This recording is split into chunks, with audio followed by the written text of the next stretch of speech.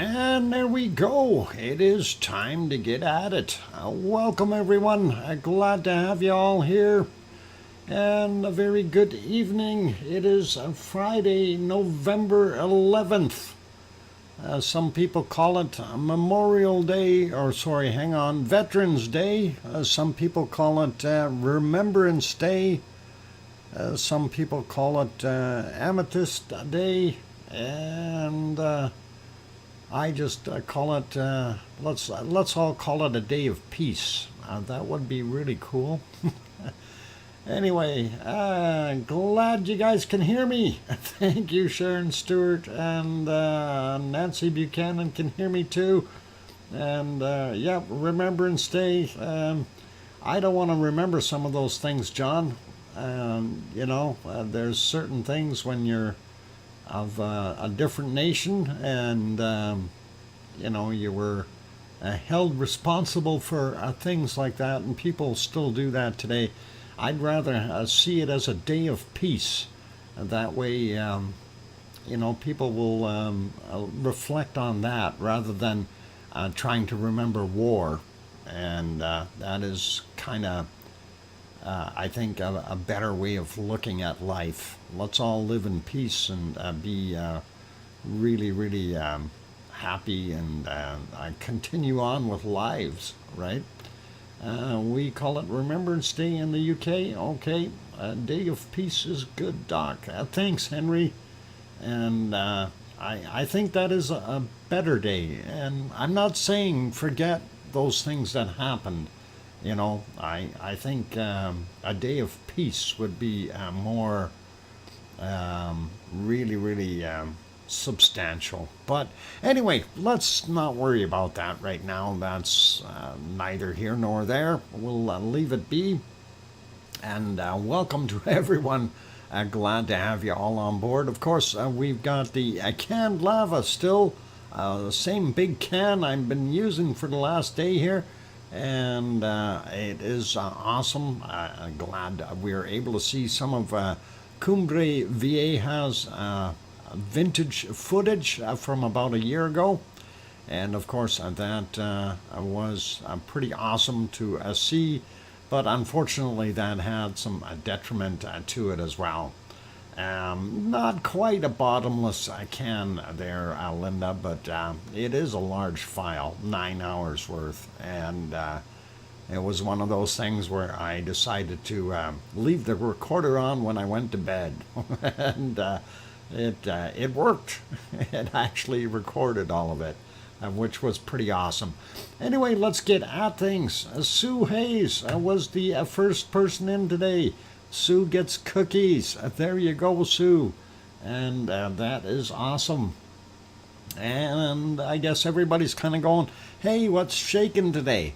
Well, there was some shaking going on down in the Tonga area. And that was a 7.3 that happened down there.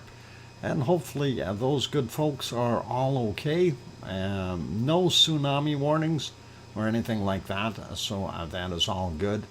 And of course, as I had on here before, the other wonderful picture there, this of course is the horrible weather that Oz is suffering through right now.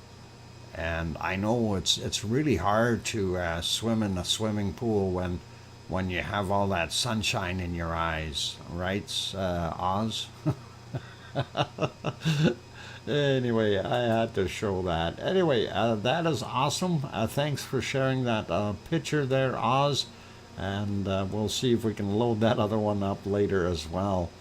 And I guess looking pretty nice there, if you ask me. Almost makes me want to go there, and all good.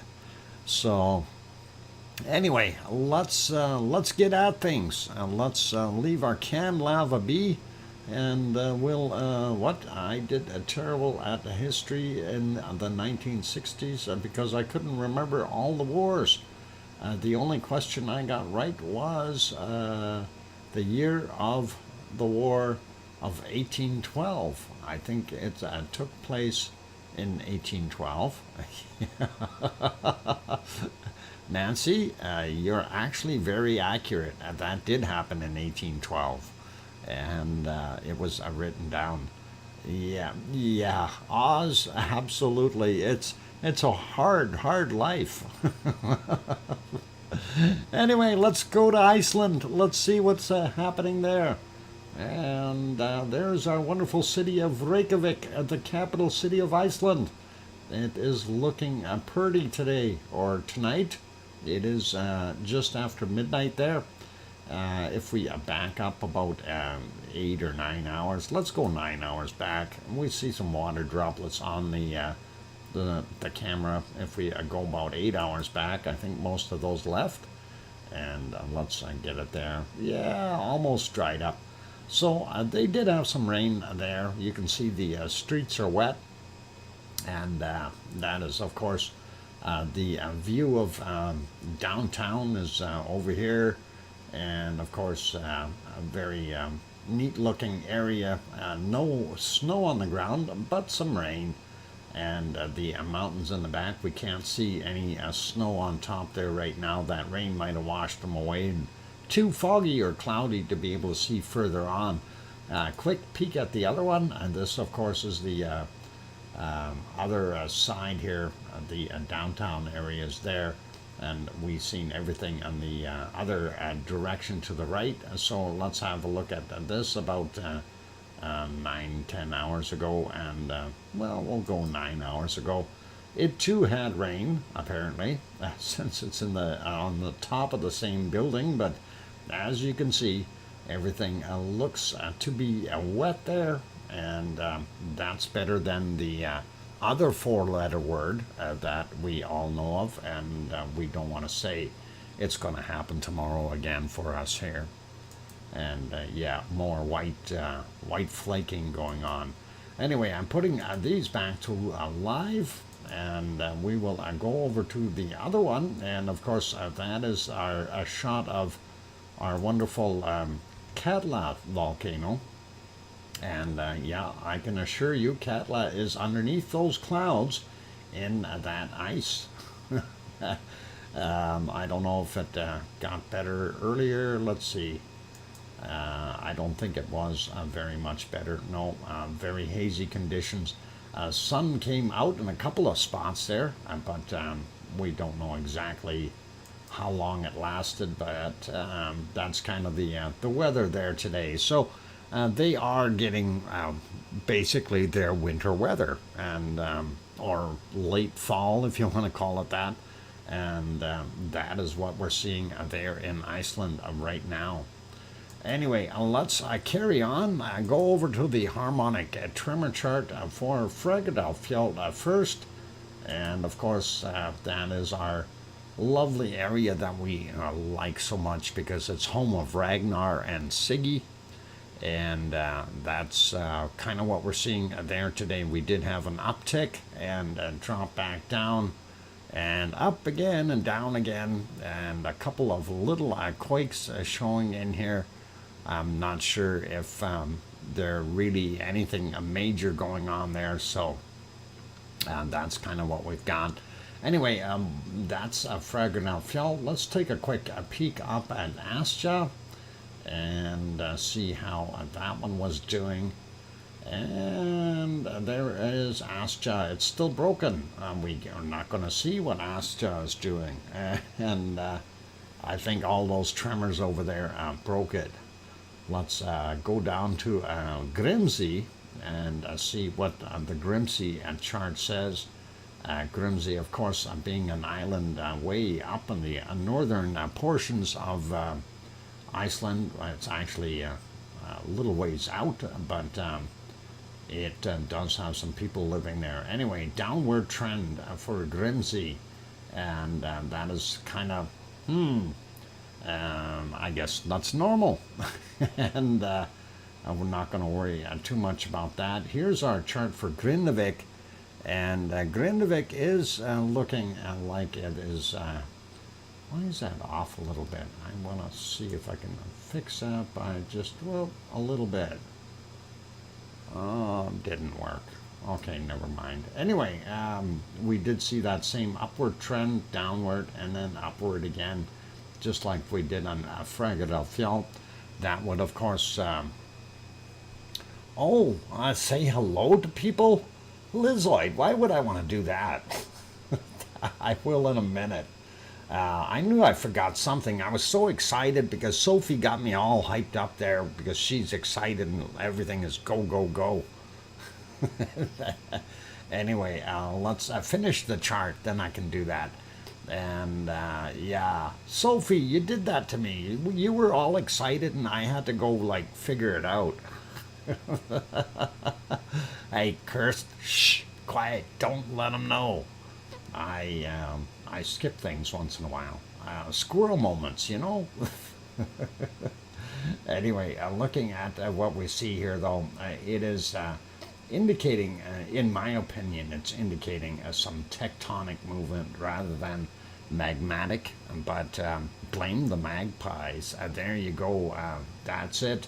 It's all the magpies' fault. Or maybe the guy that had the dog that bit the lady out front here. Anyway, looking at the other one that we are suspecting is herder-breed, not sure, but anyway, that one looks pretty busy still, but we haven't seen anything come up really high as far as actual lava or the quakes are still fairly low, at least from what I've seen. So that is kind of where we're at. Anyway, let's pop this up to our Eruption again, and let's get up there. There we go. That should be good. And we'll actually put it back on the one of the cameras. Let's get a better picture on there, though. Where's my pictures? Look at the dark screens, and there we go. At least we got something there. All right, I'll say hi. I did give Sue her cookies, so I was on a good track there until I got disrupted by the magpies. Anyway, welcome everyone, and hi to Henry and King Colin, and of course Lizoid. We must make sure we say hi to Lizoid. And glad to have you on board. Hermione Schaefer and Fluffy are also here, as well as Sophie, who's so excited. I'm a nice girl. Okay, if you say so. I didn't say you weren't. John Raper also here. Kirsta Chaplin also on board. Welcome. And let's see, who else we got? We got King Colin already. I should say hi to our moderators. Of course, we got Arizona Snowman and Piggy, who's in the channel, as well as C&D Boy. And I even gave Piggy a card already in crayons, so I'm in the safe zone there. Let's see. Did I say John Raper? Welcome. And going up some more, looking for other names here. Linda Schoof in the house. Nancy Buchanan also here. Welcome. And Oz is here as well. Rubbing it in with her wonderful warm temperatures there. And of course, it's warming up here. It is only a -6 degrees Celsius here today, right now, and that's not bad, considering it could be a lot colder. So all good. Anyway, no more squirrel moments. Keep rolling up and scrolling up, and I'll find it. Did I say hi to Sharon Stewart? I know you can hear me. Bottomless can, yeah, Linda, we got that. Storm Chaser 1211 also in the house. And going up some more, we got Cursed already, and Echo, the bot is here, and good to see you. All right, who else is in here that I missed so far? There weren't that many, actually, so let's take a look here. We got John, we got Nancy, we got Henry, and we got Echo, and let's see, who else we got? Still rolling up here, trying to find a more good name. names. Tom Dice and Pepper are also in the house. Tom Truelove is also here. Welcome, Tom. And who else we got? I noticed Tom Truelove isn't green anymore. We'll have to fix that maybe. And let's see, scrolling up some more, looking for more wonderful people. And boy, you guys sure are chatty though. Let's see if I can find some other names. Everybody has already been mentioned. Holy Batman. Oh, did I mention who I am? Nah, you don't need to know who I am.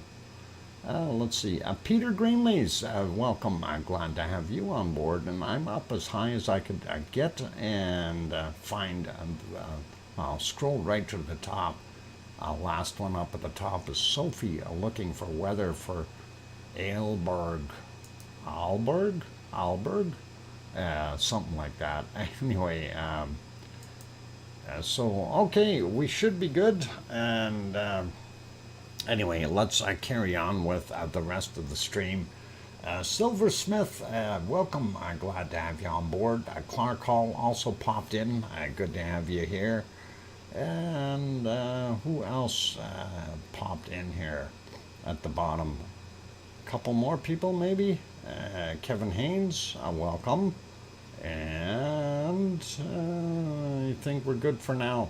In case I did miss your name, I didn't do it intentionally. And wow, Piggy already throwing a super chat in there with an oink oink. Thank you kindly, Piggy. That was very, very nice of you. And let me get that written down so I don't forget. Awesome. Sue Hayes, you missed OFU Lux.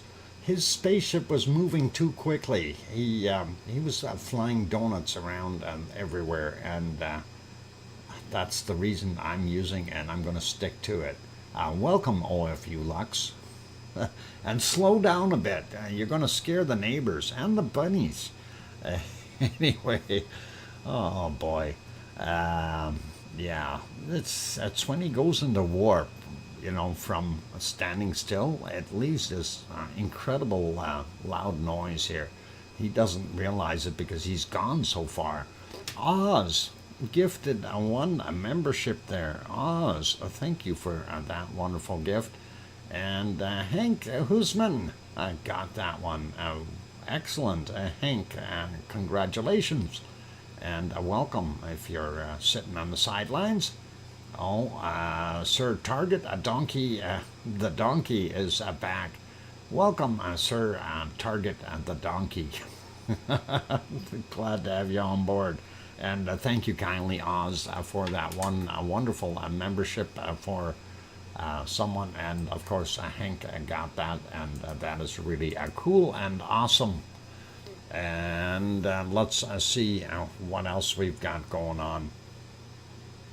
And yeah, we want to go to earthquakes, and that's what we got next. And we'll take a look at those, and hopefully I'll get those in the right order too.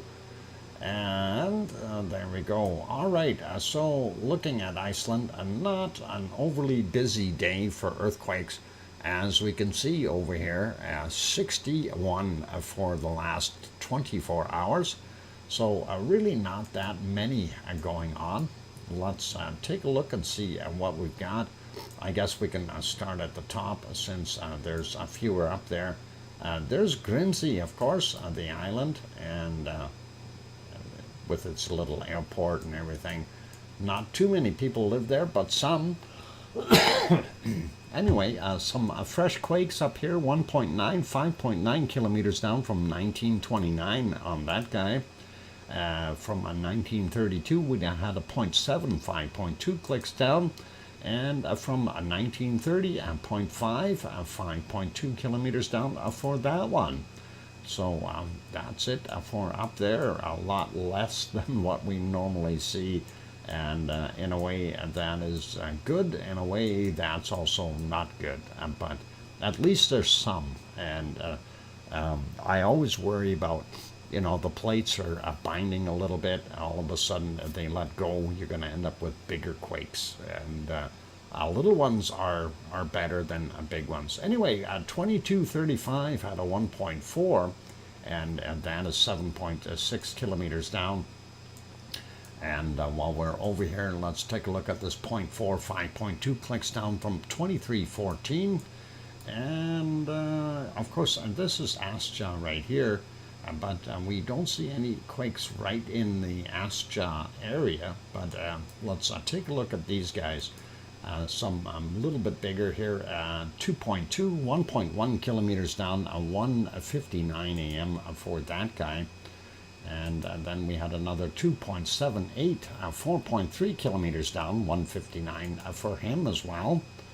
And then we had a smaller guy. Whoop, let's get the smaller guy. There we go, 1.38, 4.6 clicks down, same time. And this one was from 11:40 a.m. and that is from 1.8 in magnitude and 0.6 of a kilometer down.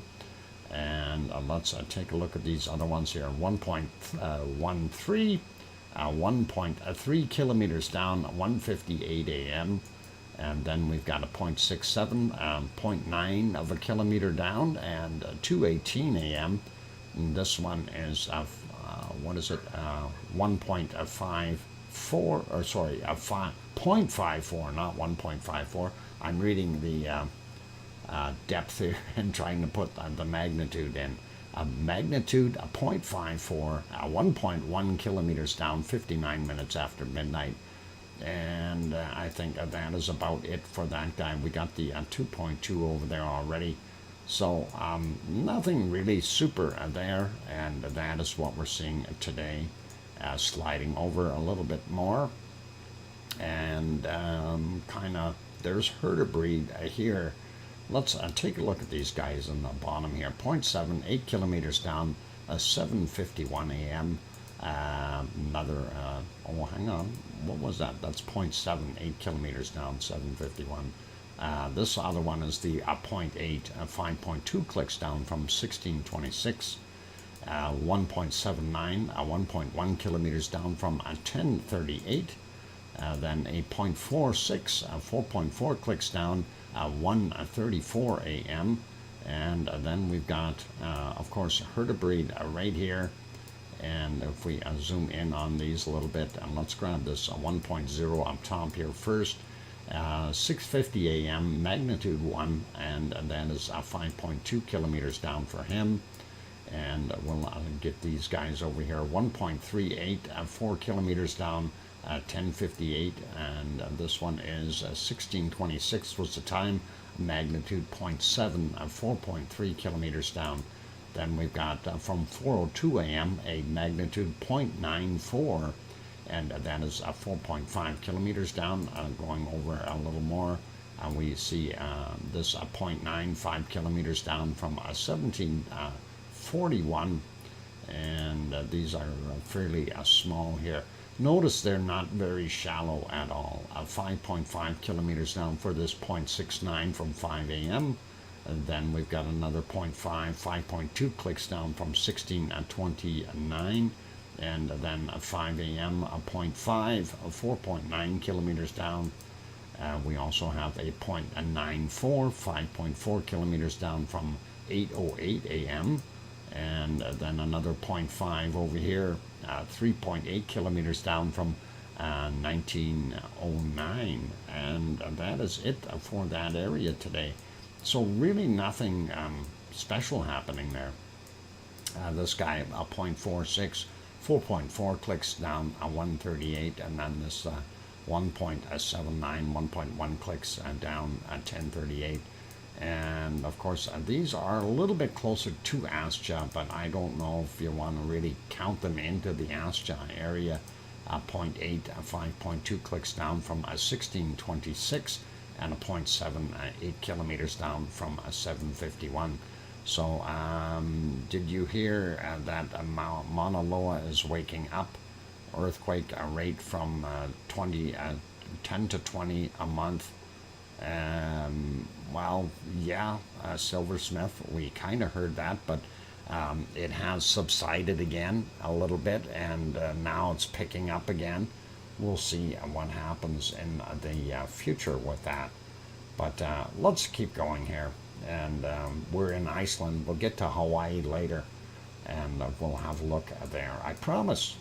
Magnitude 1.18, 2.3 kilometers down, 10:30 this morning. This is, of course, is Grimsvatn, so it's fairly close. This one here from 6:26 a.m., 2.03, and then it's 1.6 kilometers down. Then we also have a 1.7 in magnitude surface quake, 6:26 a.m. Could be ice collapse or something like that. Then we have a 0.93, 3 kilometers down, 13:41 is the time on him, and a 1.45, and that is 3.5 kilometers down from 2008 there. So that tells you that we're not going to see too much at Grimsvatn yet. A couple of small ones here, probably ice movement.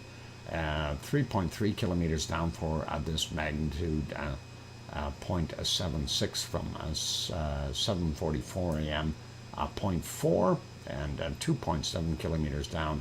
And I don't think either one is ice movement, since they are a little bit deeper than the ice. 7:44 a.m. for him.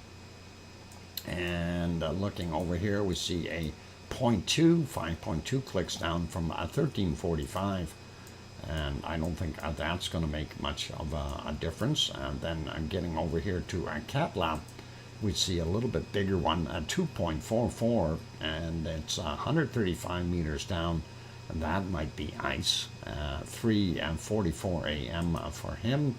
And then we have a 0.53, and that is 490 meters down, and that is 11:48 in that time frame.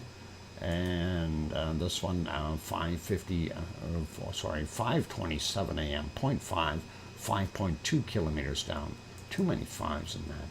6:05 a.m. we had a 5.2 kilometers down. And 20:28 we had a 0.8, also 5.2 kilometers down. And then we had a 2.1, that was 7.4 kilometers down. 1800 was the time. And then another 16:45 had a magnitude 1.7, 5.2 kilometers down. 1.5, again 5.2 kilometers down, 17:34 for him. And the fresher one here from 2106, magnitude 1, and 5.2 kilometers down for that guy. Moving over to the western side here, closer to our Reykjanes Peninsula, 0.9, 5.2 kilometers down, 20 and 28. That 5.2, they can't all be 5.2 kilometers down. Who are they kidding? There's got to be, unless the lava workers have tunnels under there, they're not all going to be that depth. Anyway, 1.19. See, I can understand 4.571 or something like that, but 5.2. Everybody's 5.2 at 4:35 a.m. for this guy. And I'm joking, you guys. I'm joking. It's okay. I'm not upset. Don't worry. 0.9, 2.3 kilometers down, 1800 was the time on this one. And let's see, and we've got, a 1.1, a little closer to Reykjavik, 6.8 kilometers down. I'm surprised it's not 5.2. 1931 for him, and then, of course, this guy here, and that's just about at Jona's house. And that is 13:33 was the time on it, a 0.5, and that is 0.5 of a kilometer down, or 500 meters. Maybe Alex dropped something. I have no idea, but that's pretty close to where they are. So hopefully they didn't drop anything major and big. It must have, though, if it was that. Control what? Quality control needs work, not 5.2 FUI. Yeah, I agree. Anyway, Reykjanes Peninsula, for those people who are not familiar with it, and that is, of course, in the southwest portion of Iceland. There's your capital city of Reykjavik, and of course out here is Keflavik Airport, Keflavik, Reykjanesbær, Jarvik, and if we slide down here a little bit, we see the town of Grindavik, and of course zooming in here, you see the Blue Lagoon, and of course the power plant on the other side here, and that is actually feeding them that hot water, and that is what we've got there.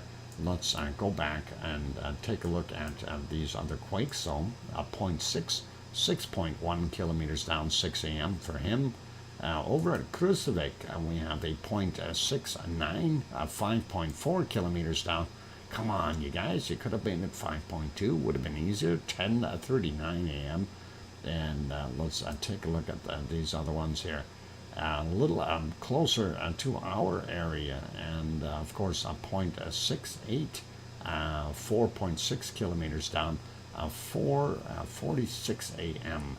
For that guy. And I just want to zoom in a little bit and actually find Kalir. This of course is our Ragnar right here, and there is Kalir up there. So this is well within our zone. And of course the SIG event would be in here, and Ragnar of course is sitting over here, and they call the entire area Fagradalfjall, since that is its own little independent system, and these are just on the edges or skirt of Fagradalfjall, and these quakes over here. Anyway, 0.95, 5.1 kilometers down, 13:51 was the time on that one. And we've got a 0.63 and 6.3 kilometers down, and that happened at 13:54. And 13:53 we had a 0.56, 6.8 kilometers down, and I don't know, and that would be good for our sensors that we kind of seen those quakes in there, but I don't think that is going to cause us any issues. No eruption anyway, not that I can see. And there we go. Zooms around the cart, grabbing crayons, as she forgot to warn me about the Pepsi. 0.53 magnitude, 0.54 depth, and that is from 10:16 a.m. And then we go over here. 0.78, 5.6 kilometers down, 13:01 for that guy. And then we've got a 0.62, 3.8 clicks down, and 6:20 a.m. for him. And 1906 had a 0.2, 5.2 kilometers down. I like it. Hey, this one's 5.6 kilometers down. What happened? 7:26 a.m. we had a 0.87, and that is what we've got there. That's it for quakes that we see in the that area. Oh, we do have one out in the water here. Let's grab him. Hey, that's 10.005 kilometers down. That's the equivalent to the 5.2, only twice as deep, from 1:59 a.m. So 1.73 in magnitude. Awesome. And that's it from what we see here. And of course there was another quake right around here, but it doesn't show up on this map. Let's go over to the other map real quick, and we'll see if we can point that out. Oh, it wasn't on that one either. It has to be on this guy. So we'll take a look at this map, and there it is. This little guy, and that happened at 15 minutes after midnight, 3 kilometers down, right, well, to the east of Jan Mayen Island region. Anyway, it's a 2.2 and nothing too serious, but it is there. And we do see another quake a little closer to Svalbard up here, 10 kilometers down, 2.8 in magnitude, happened yesterday at 8:42 a.m. And oh, a third one up here. When did that come in? That is yesterday's at 17:15, 2.6. Also, yeah, 10 kilometers down for him. And now it is a break time, and there we go. I will get that, and all cool. Okay, I'm going to put it back on here. That way I know where I am. And how come we get a red dot there? Sorry, a 3.4 from 1645 today. Ooh, and that is actually above sea level according to them. And it makes me wonder, how can you have a quake there above sea level? Is there an island there? And that doesn't make sense. Either that or they had a blast or something. There must be an island there, because a negative is above sea level on their chart here. Anyway, we'll close that, worry about that later. It is a break time, you guys. So I'm going to put you back on the canned lava for now, and we will leave it there for the duration of the break. If you are enjoying the stream so far, please do hit that like button if you haven't done so already. Also, if you're sitting on the sidelines and you have not yet subscribed and you want to join in the fun, there are some wonderful people that are here. It's the Axel Seamound? Ah, a seamound. Is that like a seahorse? Never mind. It's all good. I'm just feeling a little giddy. I want to be happy, right? And that's what we got to do. Grandma B is here. Welcome. And that is awesome. Okay, let's go take that break. I'm going to throw that music back on. Keep smiling. And do your Irish jig the best you can. And I will be back in about 5 minutes or so. Don't go away. And play nice in the lava. I'll be back.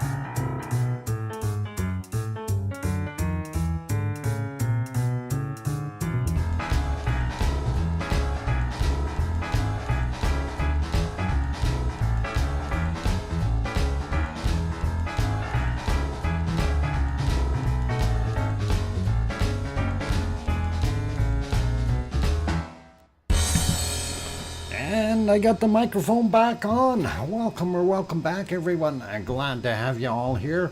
And just had to run over there and say hi to Limpy. And it's always good to say hi to the bunnies, and the way they are used to my voice and the window opening and don't get spooked and all that nice stuff.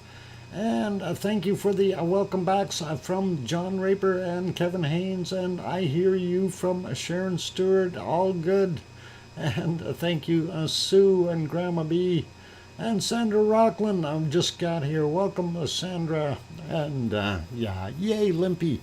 And you know, for a little bunny that is, Limpy has definitely grown. Limpy was, and I do believe Limpy is related to Curly. And Curly, of course, was bouncing around here like crazy today.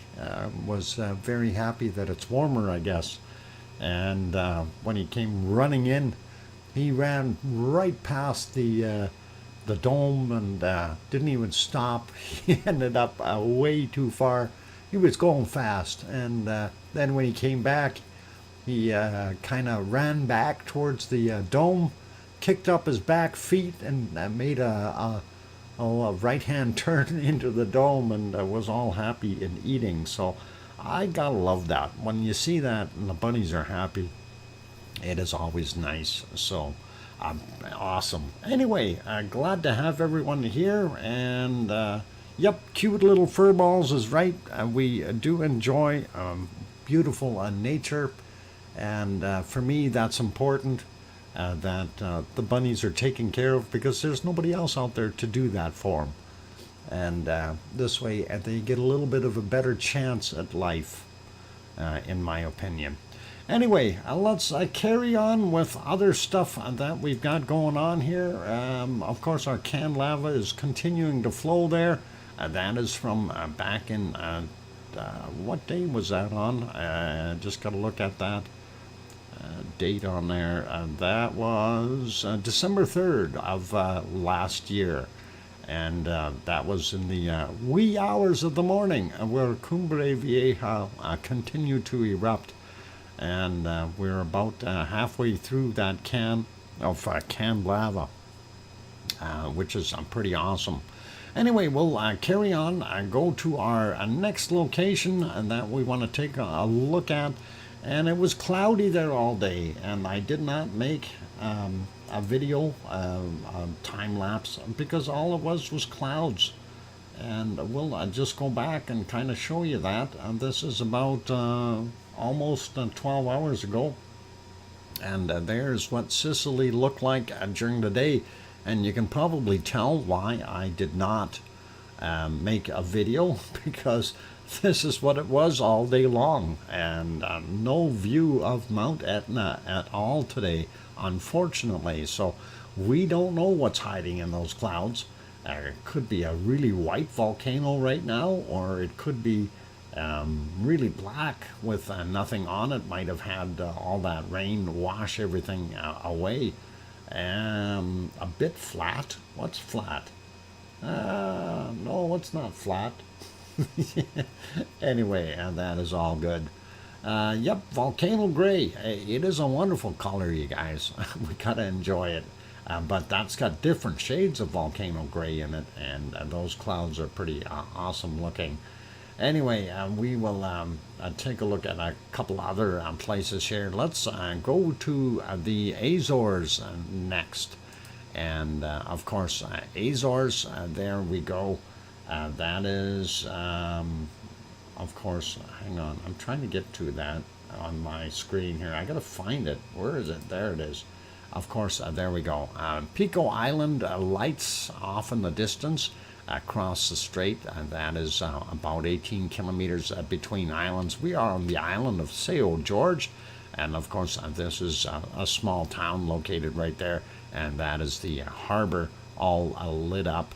And we did have a shot there of that during the daytime, so you can get a little better idea what it looks like. And of course, you can see a Pico Mountain or Pico Volcano on Pico Island across the water there. And up on the top right-hand side, you see a small amount of white clouds. That is Fayal Island on the right-hand side near the top. And anyway, well, I'll turn that back off. We're going to move to the next one. Thank you, Kevin Haynes, for throwing that wonderful membership in, and I'll write that down. And I see Tom Truelove got that. That is awesome.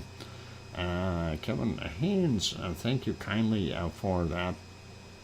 And gifted one membership. There we go. And lucky Tom Truelove got that. That's awesome. So very cool. Anyway, in this particular shot, you can see the kind of a little bit of light here from our wonderful moon that is still up there. And of course, you can see a lot of white water down here. The waves are splashing in today, and it was pretty rough. I actually did take another shot of that from the daytime shot for the cove, and I want to see if I can find that real quick and put it up. That should be under 17. Let me see if I can locate that. And that would have been right about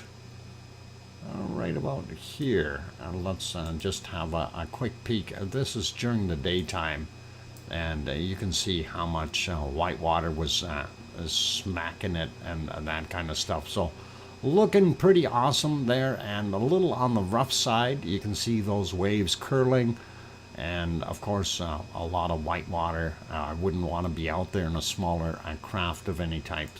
Anyway, that is what it looks like there at present. We'll go over though and have a peek at what we had for earthquakes, not volcanoes. How about that? That's the earthquakes may cause volcanoes, but we'll see what we got. There we go. I got that in the right spot, I think. Why did that not turn off? Okay, that's all good. Anyway, there we go. We've got this 1.9 from 1:42 a.m. And then we have a 1.5 from 9:24. And then we have a 1.7 from 18:09. And those are the three that are on the island of St. George. There's a couple others that were not on the island, but this map only does St. George, so that's what we've got. If you want to pronounce it in Portuguese, São Jorge is the name of that St. George Island, as we call it in English. So that's pretty awesome. Smoke break time? No, it's not a smoke break.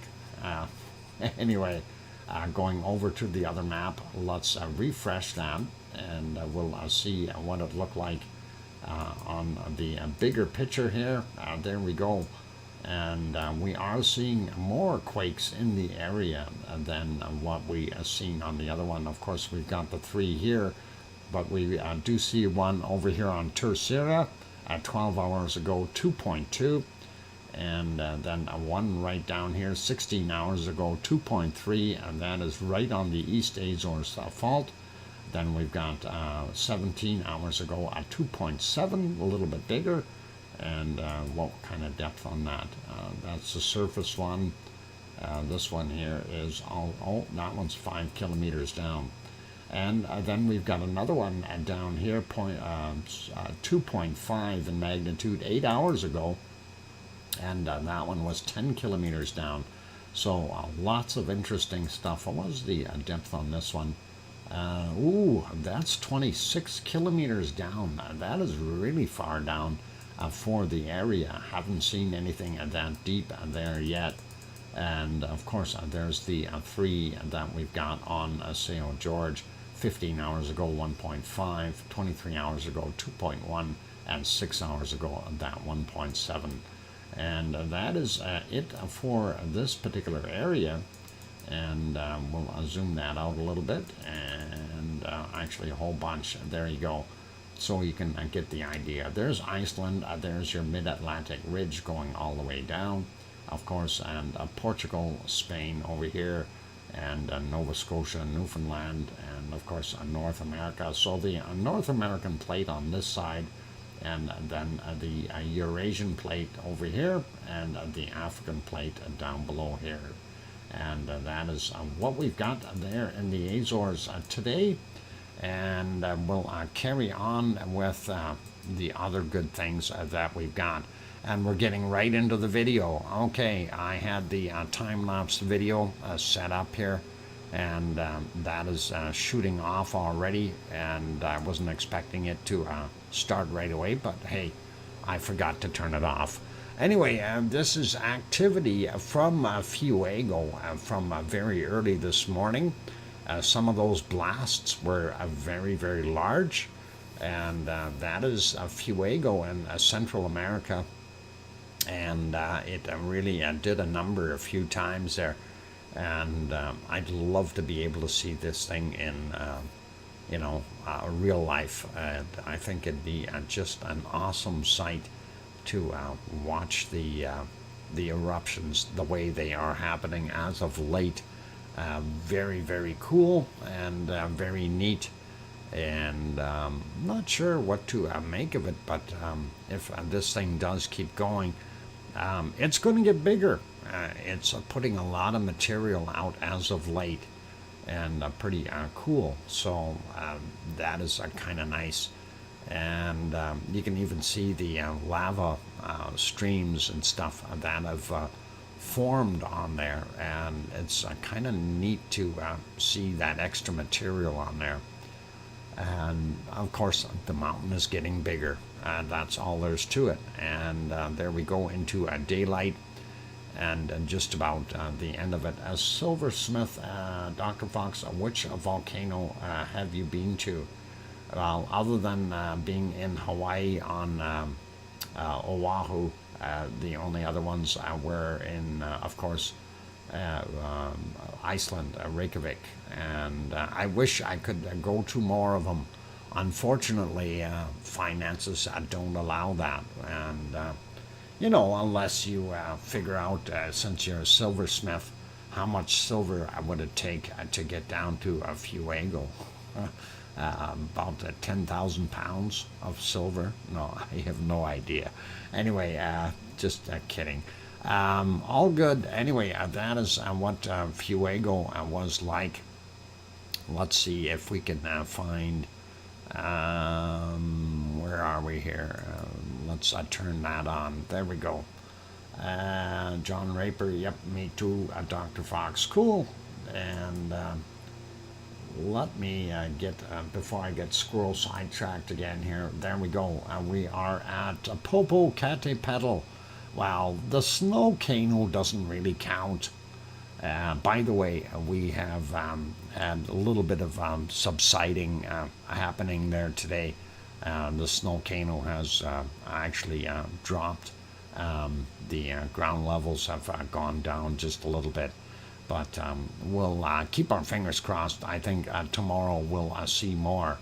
Sandra Rockland says, Dr. Fox and Iceland brought us all together. And it is 100 ounces times 22 per ounce, $2,200. Wow, that's why I said 1 ton or 10 tons. Never mind. Okay, we'll leave that alone. Luxury travel. Anyway, this is Popocatépetl right now with some beautiful stars happening there. And let's go all the way back to early in the morning and see if we had anything nice happening. No snow on it, which is a good sign. 6:55 a.m. and that's as far as it'll allow us to go back. Actually, will it go back? I was hoping a little bit more here. How about right there? That might do it. Yep. Anyway, this was early, 6:46 a.m. and that was where it actually plumed out a little bit. But again, nothing really major or serious. And we did see that, and I thought, yeah, not worthwhile recording. So, it allowed us to go back a little bit more now that I went all the way back. And well, I get to this other one. This was the one I was actually hoping to see. This is at 4:29 a.m. and this one looked really awesome because it was well lit by the moon. And we are moving forward here, trying to get right to it. And that should be the start of it right there, or very close. And there comes the stuff. And yeah, it's puffing out. 4:30 in the morning, and that is what we've seen there at Popocatépetl, and moonlit.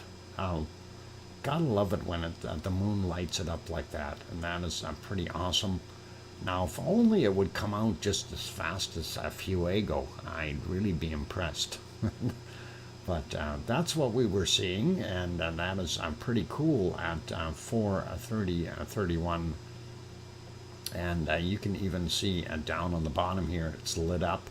And that is indicating that we definitely have some lava underneath there, pushing that stuff out, making it go up higher.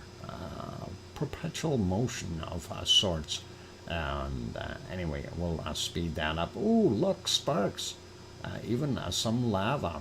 That is awesome to see.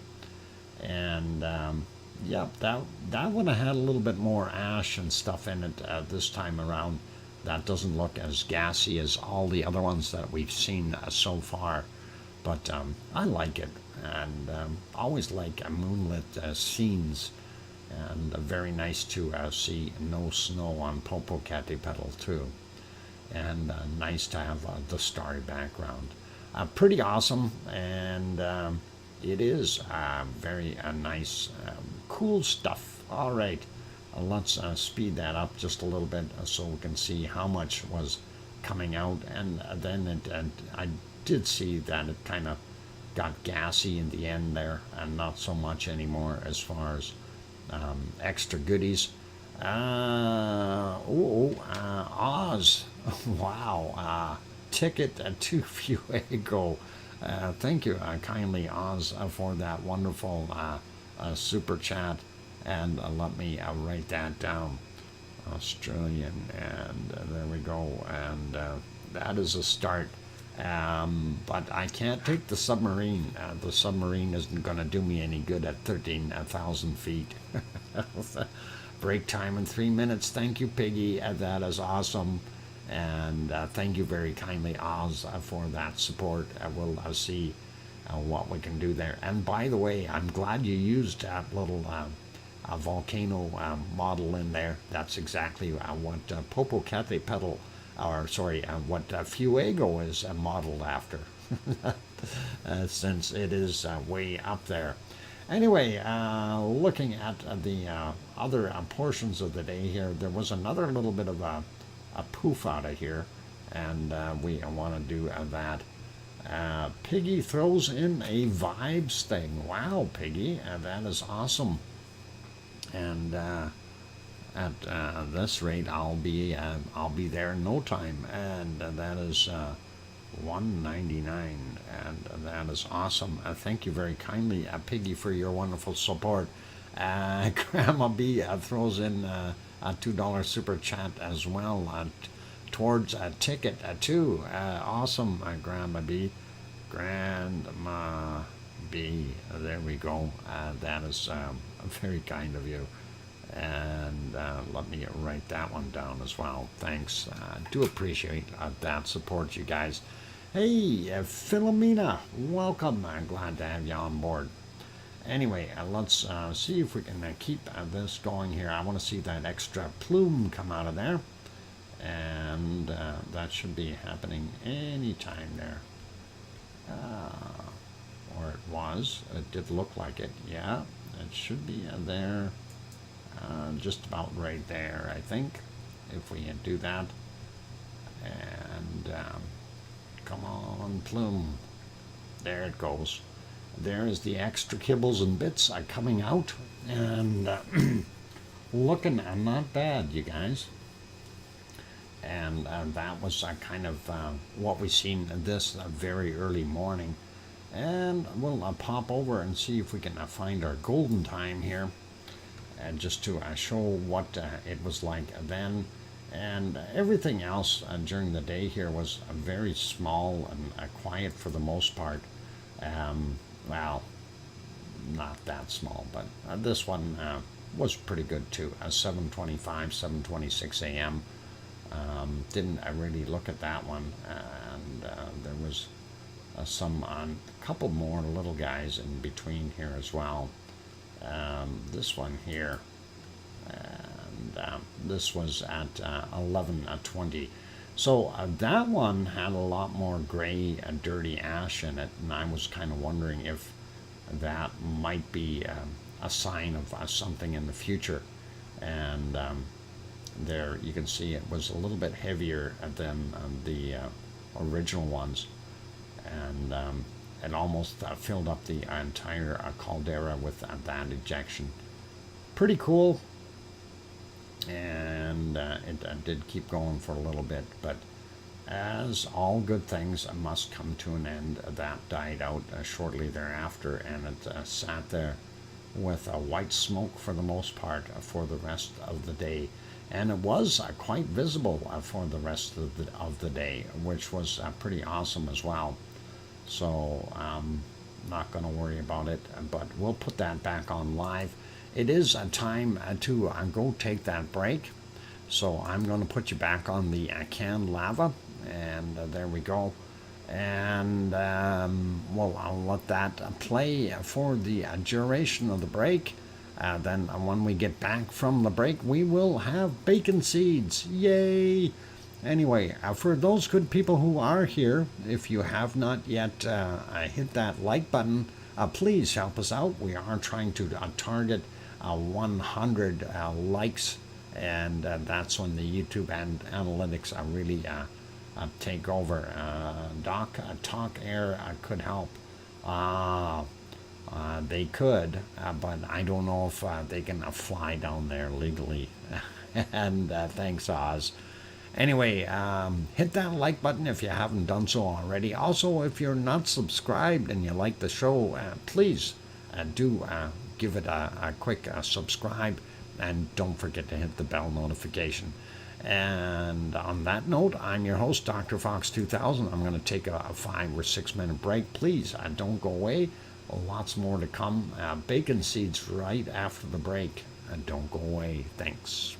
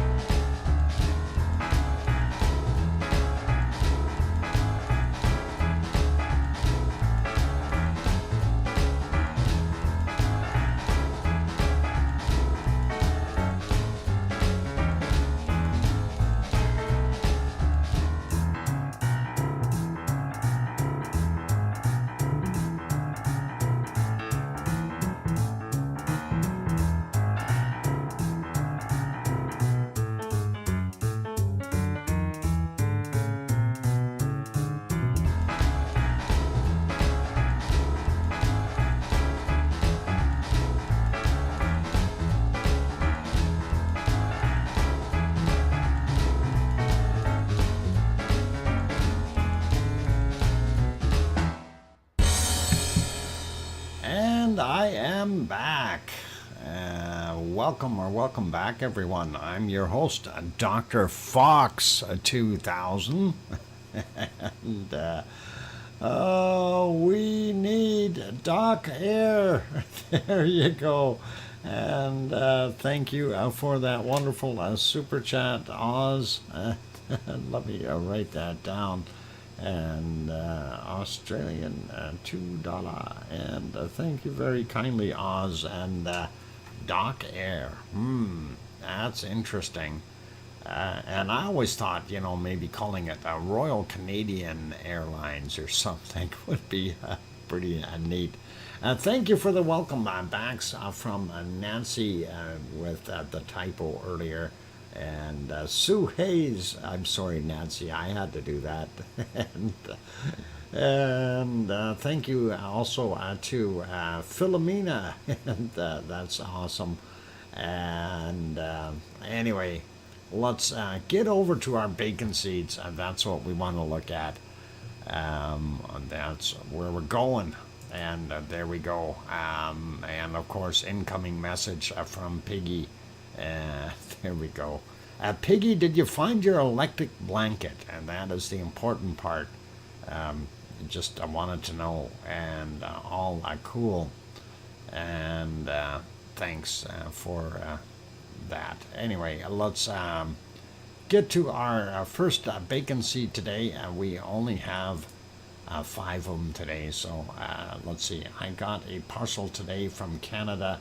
No idea how sent it, but it had a note and a very large magnet in the parcel. The note said to attract the pins and save your behind. So I have taken the advice. There we go. That is a pretty interesting there, Sir Target the Donkey.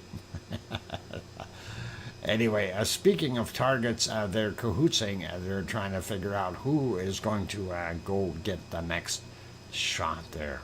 Piggy dribble. And that's exactly what it looks like.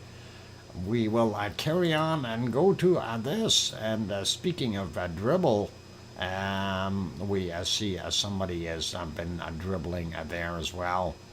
And we see that spoon. And yeah. It wasn't me, Piggy. I didn't send him a magnet. Anyway, these two teacup pigs there are beautiful. And they're snuggling, but they're dribbling. And that is all awesome. Anyway, let's get on with our next ones. Piggy, pig slurp. What? I bet it was. No, it wasn't me. I'm innocent. As Bart Simpson would say, I didn't do it, and nobody saw me do it. You can't prove anything. Speaking of piggies and boats, there's a piggy in a pig boat. And that is pretty awesome as well. A little bacon seed. And that is very, very awesome. And I gotta love that. It is nice. Okay, next bacon seed. And there we go. This schmoozer here enjoying some couch time. A couch potato. Or is that a couch piggy? Piggy blanket? May I say I wasn't there. Prove it. Stuff. Yeah. Stuff bite. Yeah, it bit me. Okay. So did you find the blanket, Piggy? The electric blanket? And that should be all right. I need to go back to the Lurkers Lounge. I'm still listening, but getting very tired. No worries, Nancy. You sit back, relax, enjoy the show, and that'll be pretty cool. Camouflage except for the spots. You're right, Sue. If we got rid of the spots, we'd have a hard time seeing that little piggy. Anyway, let's get to our last one for today, and this is the last bacon seed, and of course that is a very, very little, tiny, tiny little bacon seed, and you got to admit that is cute as all get out, and he's getting a little bit of a nose rub there, and that is awesome. So that is our last bacon seed, and we will carry on and go and take a look at some more volcanoes. And next one up on the list is a Merapi. Best a pig is what? Best a pick is the pigs in a teacup. Yep, I think so too, Thor. And they are awesome. Sent Dr. Fox a pic today to show how. Oh yeah, I need to bring those up, Piggy. Why have I not loaded those? I intended to load those. I did save them, at least I thought I did. Oh, hang on, I saved them on the other computer, that's why. That's why I loaded them on there. I didn't load them here. Let me go back and save those here really quickly. Save picture as, and we will be able to bring those up. XX Palm 1. There we go. And we'll get the other one here. And XX Palm 2. And that should work. And we'll load both of those really quickly. And we'll show you that while I'm here. And let's get them up here. It's so much fun. And we're in the wrong folder. There we go. And they were all right. The one with the volcano in the background is this one here, and you can definitely see it in the background out, and that is not that far away, Piggy, but I'd be a little worried if there was something going on, like a big eruption. You could get like a tsunami wave from there. And of course, that is from the island of Kos, and that is what the view would be like, and obviously down on the southern side of the island. And for those who are not seeing it, it is the volcano off in the distance there. That is the one that is closest to Piggy. There is an island in between. Ah, okay. It almost looks like the island in between might be... Whoop. Why is that not allowing me to click here? Oh, probably because I don't have it turned on. So that island might be right there, but this one here is the volcano. So pretty cool, pretty awesome. At least that's what I'm assuming, Piggy, and that would be really awesome. Okay, so that's kind of what we got there. Why is that not working for me? I want to clear that. It's giving me some kind of thing going back and forth like a Cylon here. Alright, and that is weirdish. What if I just turn that off? There we go. That works. I am correct. Thank you, Piggy. And that's what I noticed in the map there, that little island, and then the volcano was a little further back. And look at those palm trees. That's enough to make me cry. Anyway. Let's leave that. I see, what I see is cars. In the background is what you should be looking at. You see the arrows? The one arrow is kind of looking at where there's a darker colored car, but if you look out in the water, you'll see there's an island there. And then the bigger one, you can see the mountainous stuff in the background there. Ah, yes. Okay, good. That's where it is, Philomena. No worries. And that is the closest volcano to Piggy. Anyway, let's get that guy back off the screen so I know that was my bacon seed folder. We'll move on to our next place, and that of course is going over to Merapi. And Merapi wasn't bad a few minutes ago, but let's back up. Let's go half an hour back, and that kind of gives you a little bit of an idea of what Merapi was looking like today. And Merapi actually in the clear and looking pretty darn nice as far as picture quality for a change, and that was not bad. We do see that it is got some activity up top here, some darker gray material coming out, and including of course a whole bunch of other gases and stuff. It did have a little bit of a tremor or something going on here just a few minutes ago, and you see the squiggly lines down on the bottom here. That's indicating that they had some kind of a quake or something, and that was about 9-10 minutes ago. So very, very recent stuff as far as that is concerned.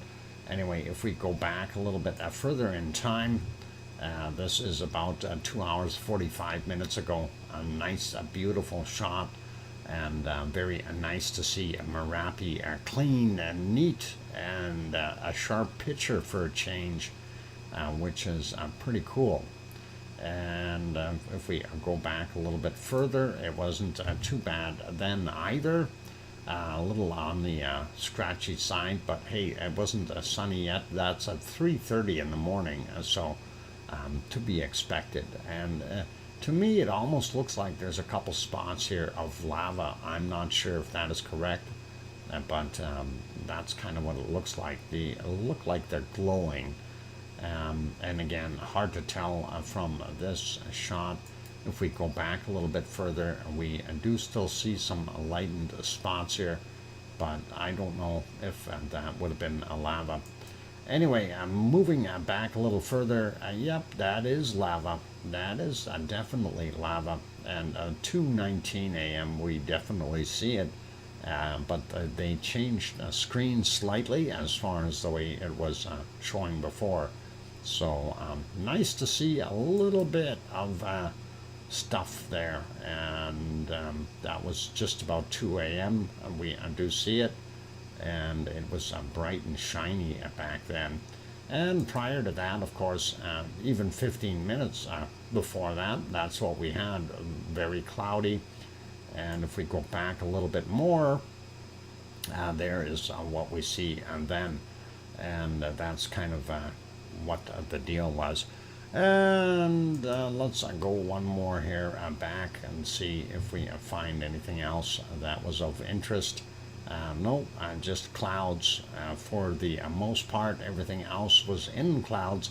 Let's pop over to New Zealand real quick. Hey, speaking of New Zealand, there's Gren Zed, and there is New Zealand. And Gren Zed can see that out of his windows, right?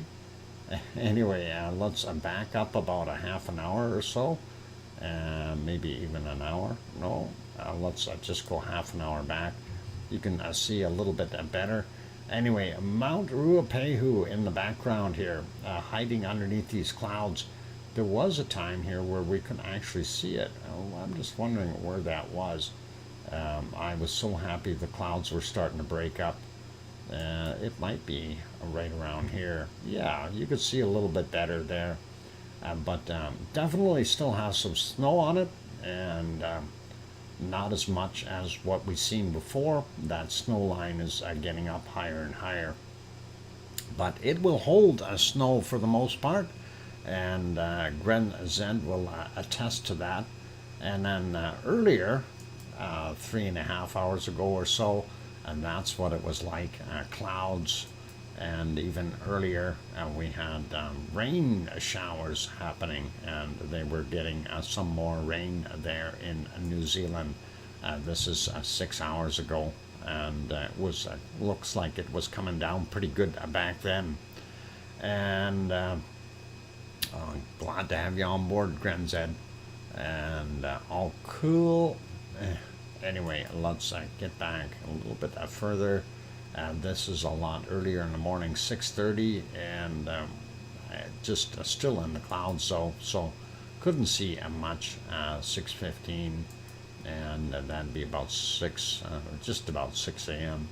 In rain again. So we'll leave that be. And that is, oh, right now, there we go. That's not bad. Mount Ruapehu in New Zealand. So that gives you a pretty good idea of what it's like. Let's pop over to Semeru. And, what the heck is this? Oh, that's the other one. Where did I load the other picture of Ibu? I wanted Ibu in here. I wanted to show you Ibu. And thank you, Sue, for sending me that link for Ibu stuff. Oh, I know where I loaded it. This is Semeru, by the way. And that's the thing that's in the clouds. Special color, a volcano gray.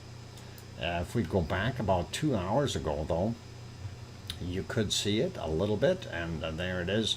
And of course, you can see the lower shot here with the caldera visible, and not too much activity happening there. If we go back a few hours, though, there was a couple of plumes, and let's see if we can get right on that one. Unfortunately, they didn't go right on it. There you can see some lava, and there you can see the plume shooting out on both of them. I'll keep my mouse off there so that line isn't there, but that's what we were seeing, and that was nice to be able to see that extra blast of lava coming down the hill. Very neat. I am way up in the far north. More humidity up here with ancient dead volcanoes. Oh, Grenzed, they're not as dead as you think they are. But we know what you're talking about, all right, not a problem. But yeah, that is awesome, and thanks for that. But anyway, that is kind of something we've seen there at Semeru today. And, you know, we really haven't seen this thing erupt very much. You know, I keep seeing little puffs and stuff, but it's nice to see some bacon really coming down the side of the hill. And of course, that is like at 4 a.m. That this is happening. And of course, it's because the moon is out is why we can see it, which is really kind of nice from what we've got going on there. So a little bit of bacon coming from it, and that is awesome. And then it subsided after that. Let's go back a little bit more and see if there was any other plumes here. I did only check the one. I didn't go through all of it further back to see if there was more gushing of wonderful lava, but if we end up going back, we're just about 7 hours ago, we don't see quite as much. I want to see when this came out of there is what I'm looking for, and it may have been in the clouds when it did that. And let's see, right about there, still there. Yep, we do see that lava there on both shots, the black and white as well as the color up here.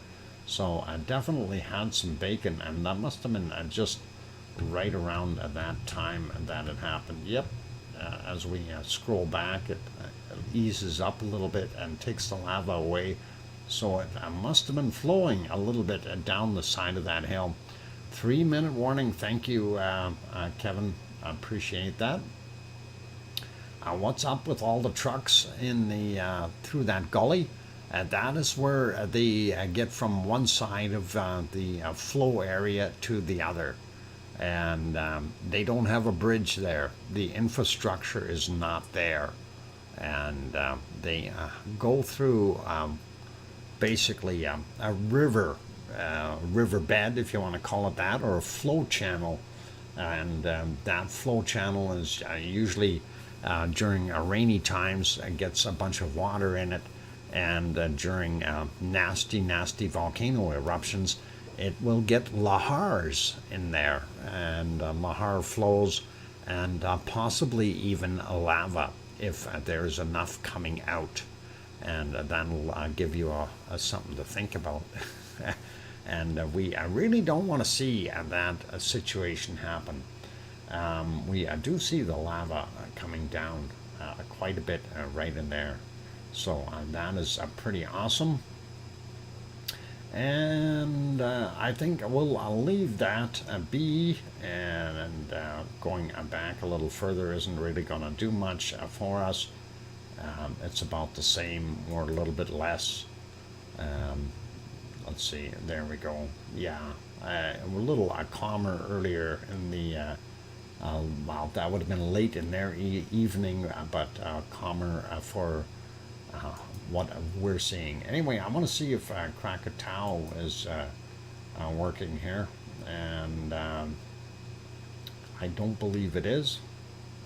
I see they had posted a video of Ibu, but no, that is only 11 seconds long, unfortunately. But let's see if I can find that. No, I didn't load it here either. Darn it, where the heck did I load it? It's got to be here somewhere. I'm going to go find it.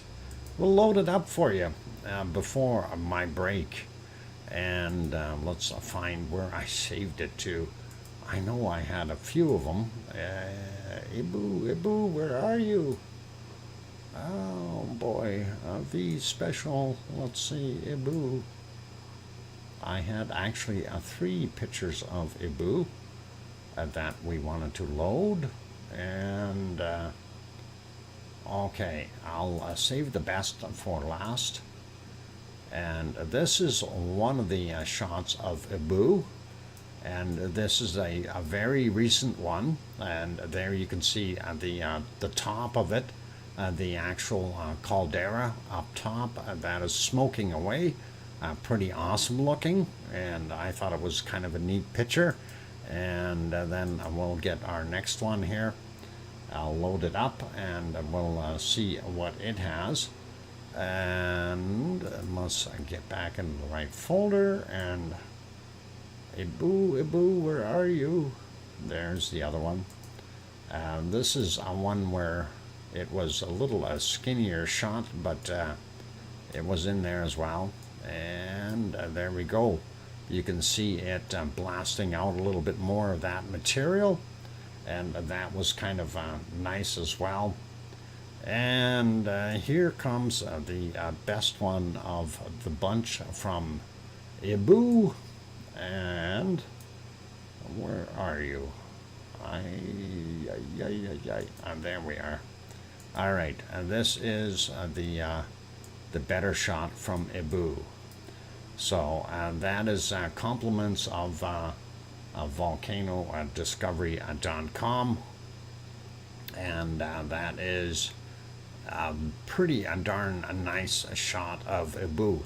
Now, while you're looking at that one, I want you to take a look over on the left-hand side. In the background, you do see another volcano. And I'm not sure if that is Dukono or not, but I think it is. So we had 2 in that shot. It's a lavally shot, you bet Oz, and that is absolutely awesome. I do like seeing those, and thank you, Sue, for sharing that and bringing it to my attention. And on that friendly note, let's throw this over to our canned lava, and we will continue with that. Yeah, on the horizon, more lava, you bet. And there was indeed. Anyway, let's turn on some music, and for those good people who have not yet hit that like button, please help us out. Well, of course, we're trying to get over that 100 mark, so if you haven't hit the like yet and you're enjoying the show, by all means, give it a quick bop. Also, for those good people who have not yet subscribed, consider subscribing if you haven't, and that would really be awesome. And on that note, I'm your host, DrFox2000, here in Edmonton, Alberta, Canada, the Great White North. And of course, we'll take a 5-minute break and or thereabouts, and be back soon. So keep smiling, play nice in the lava, and no throwing lava chunks at each other, okay? That really hurts. I'll be back, you guys. Thanks.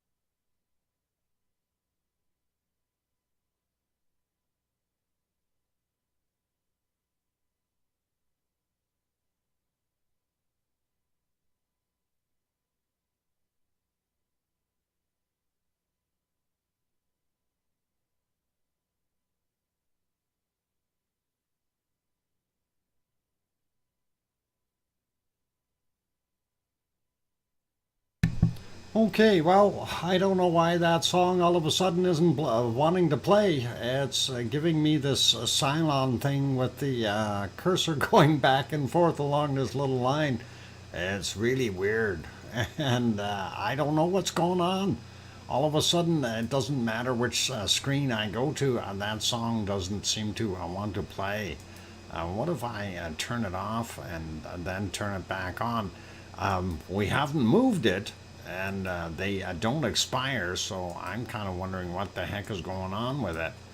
Anyway, welcome back, everyone. I'm glad to have you on board. We'll figure it out. There's got to be a reason for that happening. Anyway, we'll carry on here anyway. Wow.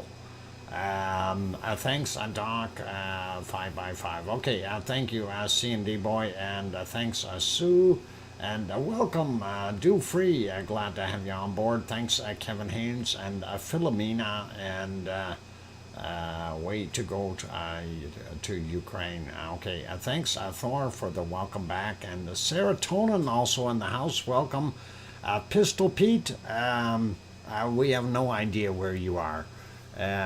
If I had a really good throwing arm, I might be able to throw halfway to your house.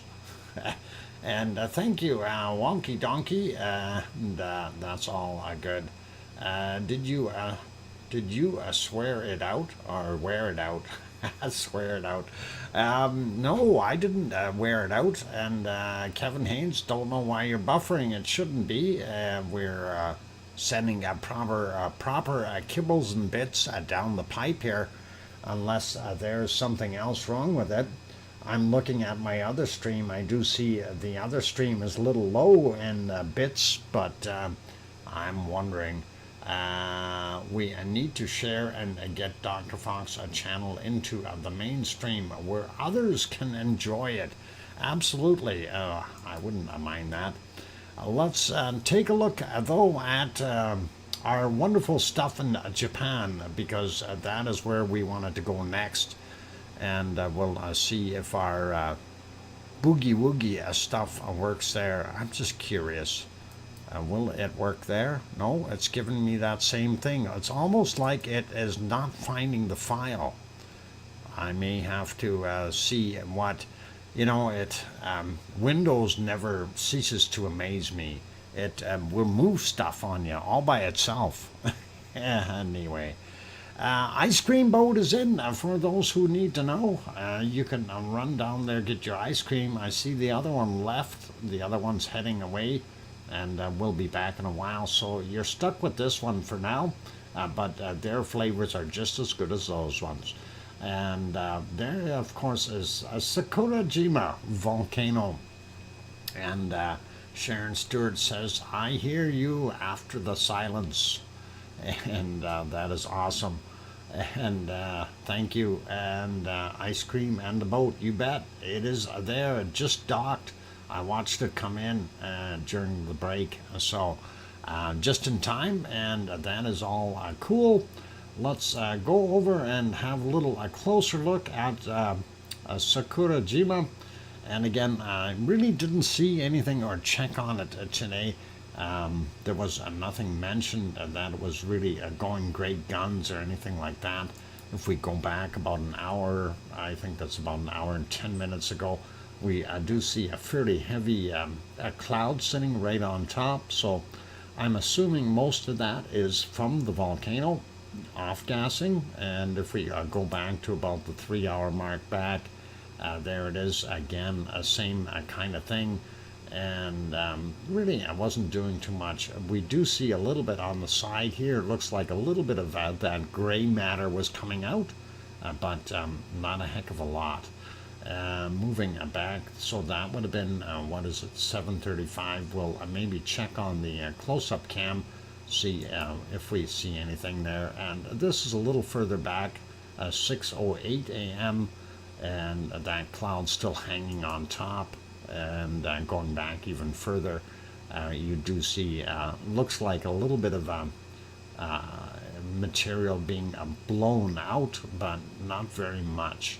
So some gas bubbling in the caldera, and earlier than that, it was a lot less activity. And this is prior to it developing that large cloud. And if we go back even further, it was even less material coming down, and that's 2:15 a.m. I never did see any bright lava glowing in there, and I don't know if it's because it's being hit with moonlight and being lit up quite a bit, so very difficult to see anything.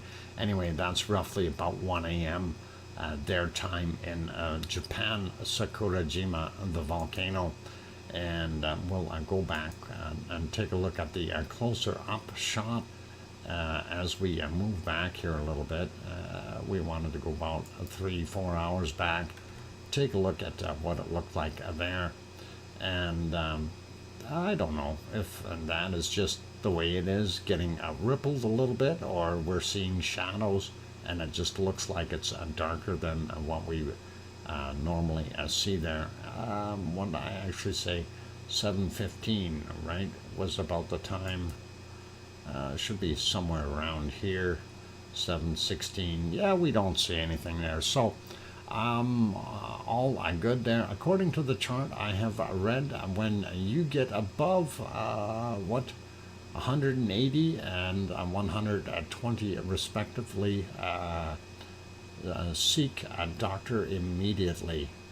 180 and 120 respectively. Wow. Okay. 180. You're doing something. Oh, they gave me blood pressure pills, which is helping, but not perfect. Okay. Do free. I hope you adhere to those bits of advice. And yeah. 180 is actually quite high. Take it easy. All right. Anyway, that's kind of what we're seeing there at Sakurajima, and it is doing its thing, and the ice cream boat is still there. Let's go over to Suwanoshi. No, not Suwanoshi-jima. Let's go to Aso. Suwanoshi-jima is still not working, and there is Aso-san, and let's make sure that is live. Why is that not live? Oh boy. Okay, it doesn't want to be live. Have we got problems with our internet today? Anyway, that's about 9 minutes ago. Anyway, that's what we're seeing, and we do see the off-gassing from what's happening in the caldera. Don't mind these clouds being right over top of that. It's these bottom areas here that we're looking at. And there is a lake in that caldera, and of course it is evaporating slowly, and every time it rains it refills the caldera lake. So pretty awesome to see. Anyway, that is what we've got there, and let's carry on and take a look at what we've got happening over at, we can't go over there, hang on, let's fix that. Gotta fix that. Why is that not working? Ta'al volcano, and there is Ta'al. We'll get you onto there, and that is Ta'al volcano. That too has a lake in the caldera, and that is being very quiet today from what I see. If we go back a little bit, let's see, he just got online here with this, so we can only go back about an hour. And all these clouds that we see above it are not from the volcano. So nothing coming out of the volcano right now. And that is pretty interesting. You haven't gripped since what? Griped since they moved out, but still, okay, not sure. I don't want to get into that conversation. I'm busy doing a show. Okay. Anyway, that's what we're seeing there for Ta'al volcano right now, and it is relatively quiet and peaceful for the most part, and that is not really a surprise, but it is there. It's doing its thing. Very quick peek over at Yellowstone, and of course we're too late to be able to see anything at Yellowstone. It is dark there. and snowy. And yep, there is the empty parking lot. Not even Sasquatch tracks going across there. So completely abandoned. Anyway, anyone wants some geysers, you can head on over. It's very snowy. I did look earlier today, and they were getting more snow. So that is what it is. And it's too dark to really see what's going on right now. But that is Yellowstone National Park. And anyone who wants to grab this site and take a look at it during the day is more than welcome to do that. Type in either a Jellystone or a Yellowstone, and the link will come up for you, and you can grab that and bookmark it for yourselves. And on that note, let's continue on. We'll pop over to Hawaii and take a look and see what we've got over there. And there we go, click on the right spots. And this picture was from yesterday at 1846 Hawaii time, or 6:46 p.m. Of course, down on the bottom corner here is where the feed point is, and there's a lava tube that feeds this lava pond, and this lava pond is located in the Kilauea crater, right in the bottom of the caldera. Well, not in the bottom. There's about 400 meters of, 470 feet of lava before we get to the bottom of the caldera. But that is what we've got. Anyway, you see it's reshaped itself a little bit on the corner here again. And of course, we see these very bright areas over here and there, and some along the edges. That is the spots that allow, well, there's some drainage going on there. The lava, of course, flowing in on this end, and then it is leaving the pond, if you will. And what's happening here is the gas bubbles are breaking up this thin crust layer that's on top here, and that is kind of causing that. Of course, the lava heading down, the gas bubbles are lighter, they'll come up and pop, and there you go. And let's see what else we want to do here. Refresh this guy. We'll take a look and see what it looks like during the day. And there it is during the daytime. And I see we do have some changes. Again, lava tube feeding it from this end. Pattern definitely has changed. We see some other rocks here, but notice there's no more chunks laying here. They're all gone. So the volcano is cleaning itself up on the inside rim, and even in the back corner here where we had a lot of pebbles and stuff laying there. Well, these weren't pebbles, they would have been boulders, but they're definitely gone as well, and that's basically fallen into the lava pit and gone forever, remelted, and that would be pretty cool. And of course you see a lot of these cracks here, and that is indicating that this is slumping down into the pond area. That must be a hot spot, and we'll likely see more of that material break off on these edges. It looks like the toe area is really, really low as far as lava level is concerned, and that is a little bit interesting. And of course, the level itself, when we look at all of it, is very, very low. Last time we had, well, it was somewhere just underneath this ridge, and now it's way down. So we were probably missing at least 4 meters worth of lava in here. And that's a lot of volume for lava missing, and that would explain why this is also so low. No new or not enough new lava coming in, flowing in there. What hope is not described yet. I have it profoundly. Wow, yeah. We all have hope. And that's something that keeps us going. Anyway, this is the other shot here from a little further back from 1847 yesterday. Primary event right there. You can see the little a ring here for the Hornito, and of course the lava pond in its bright splendor, and that is the moon over there peeking through, and that was a pretty awesome shot. Let's refresh this, and here we go. That is what it looks like right now. Quite a lot of smoke coming from the main vent, a little bit here from the Hornito, but not much. And then of course you see the lava pond and the extra material smoking on the sides of the caldera walls. Always fascinates me, makes me wonder when that stuff is going to crumble and fall in. All right, let's look from this side this way now, and that is this other shot, again from 1841 yesterday. A primary vent over there, a Hornito right there. We don't even see the toe area at all. That lava level is so far down. And of course there is your lava pond. We are seeing this guy. I don't know if that's getting bigger or not, but we'll keep an eye on it. He's got a new friend over there too. This one was here before. Let's refresh that and take a look and see what it looks like now.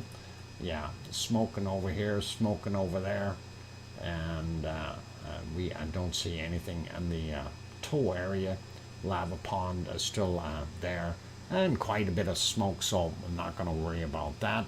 Let's take a look at the thermal. This, of course, is from last night, and if we refresh it and take a look at what it looks like now, that is from 1544, and that is looking pretty dull. Anyway, we do see the toe area, a lot less heat in there. Even here in the Hornito, it's not very bright and not very brilliant, so there just isn't that much flow happening into it, unfortunately. And that is it for Kilauea. Let's pop over and have a look at Mauna Loa, and for some reason that is very, very dark. Anyway, that was from 1846 yesterday. If we refresh it, there is what it looked like, or does look like, up top right now, on top of the mountain, and there is your Kilauea, or sorry, Mauna Loa caldera, and that is up top here. Pretty awesome. A break time, yes, it is a break time. Potassium regulates water, put back in system. Yep. If your potassium is too low, you get all weird and giddy and stuff too. You need potassium. Anyway, I'll leave it there. I'm gonna put you back on some canned lava, and it's kind of neat watching the daytime part of that eruption. And I'll leave that be. We'll do earthquakes after I get back from the break. So for those good people who are here, if you have not yet hit that like button, please do consider hitting it, and that would be great. Really help us out. We're trying to push it over that 100 mark. Also, if you're new and sitting on the sidelines, have not yet subscribed yet, please do consider subscribing if you feel we've earned it. And on that friendly note, I did want to mention also bananas are good, but the thing is, if you're a borderline or diabetic, you got to watch out, and that'll blow your sugar right out to lunch. Anyway, throwing some music on, and I'll be back in 5 or 6 minutes. Don't go away, you guys. I'm your host, DrFox2000, here in Edmonton, Alberta, Canada. I'll be back.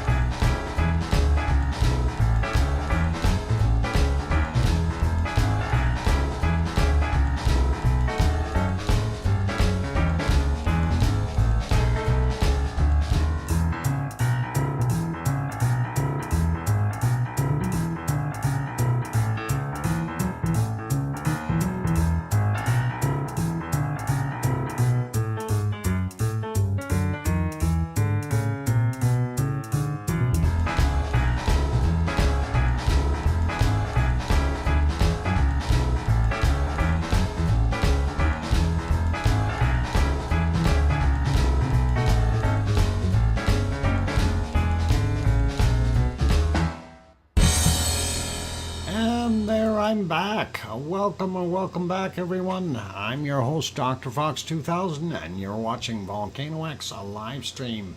And thank you, Nancy, saying, now I can hear you. Yep, we had silence for a second there, and I was trying to get something working here, and that song was not coming up.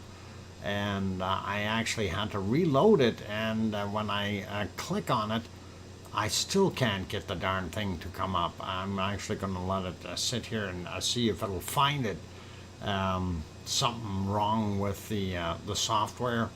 I have no idea. And of course, Windows updates there changed the locations in the files and made it into some other icon that really threw me for a loop as well, and not sure what the heck is going on. And yeah, it doesn't want to allow me in for some reason into that file. Really weird.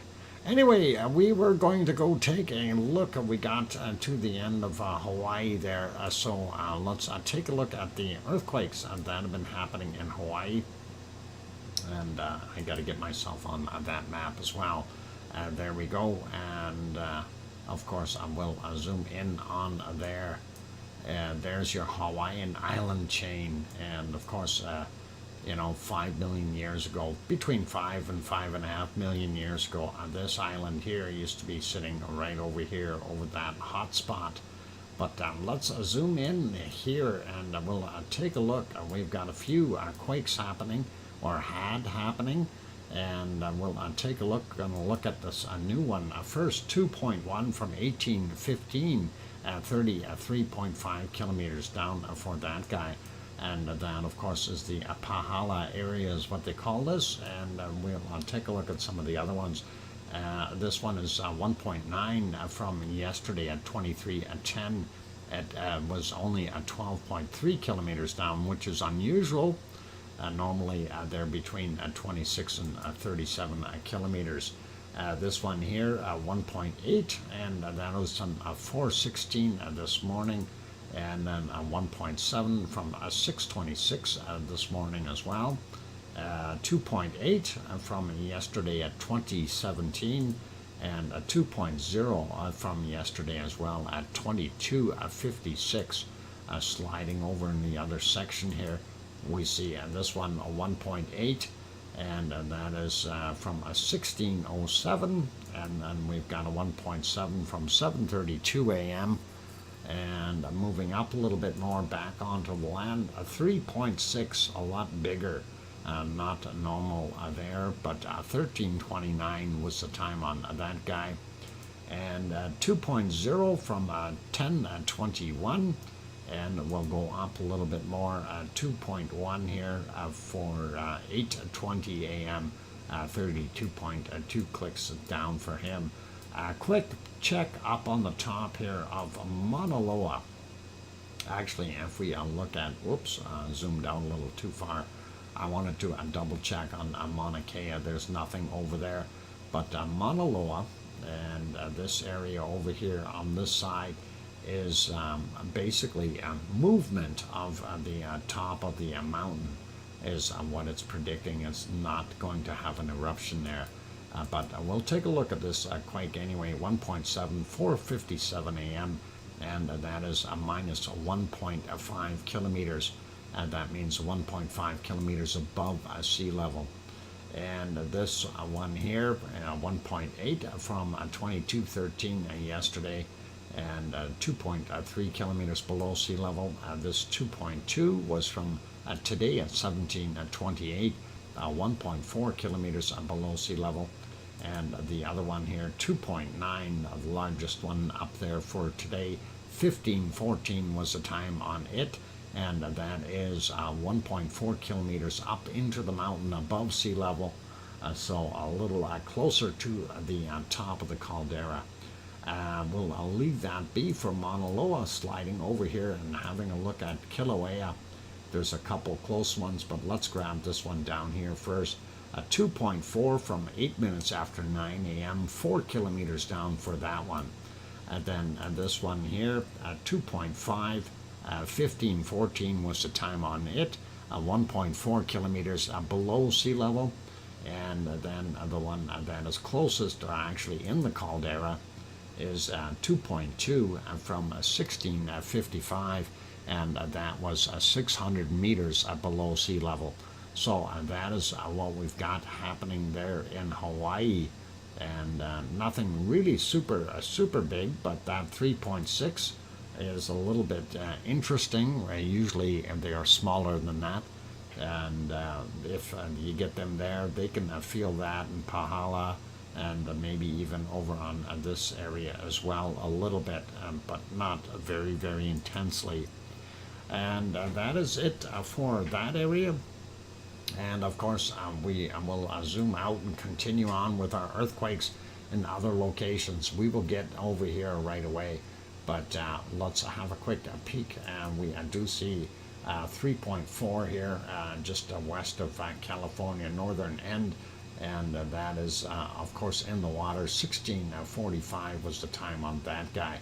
Going down a little more, we see down by Nicaragua, 4.1. From yesterday at 2041, 57.1 kilometers down, 5.0 in Brazil. Is that Acre, Brazil, and in the rainforest.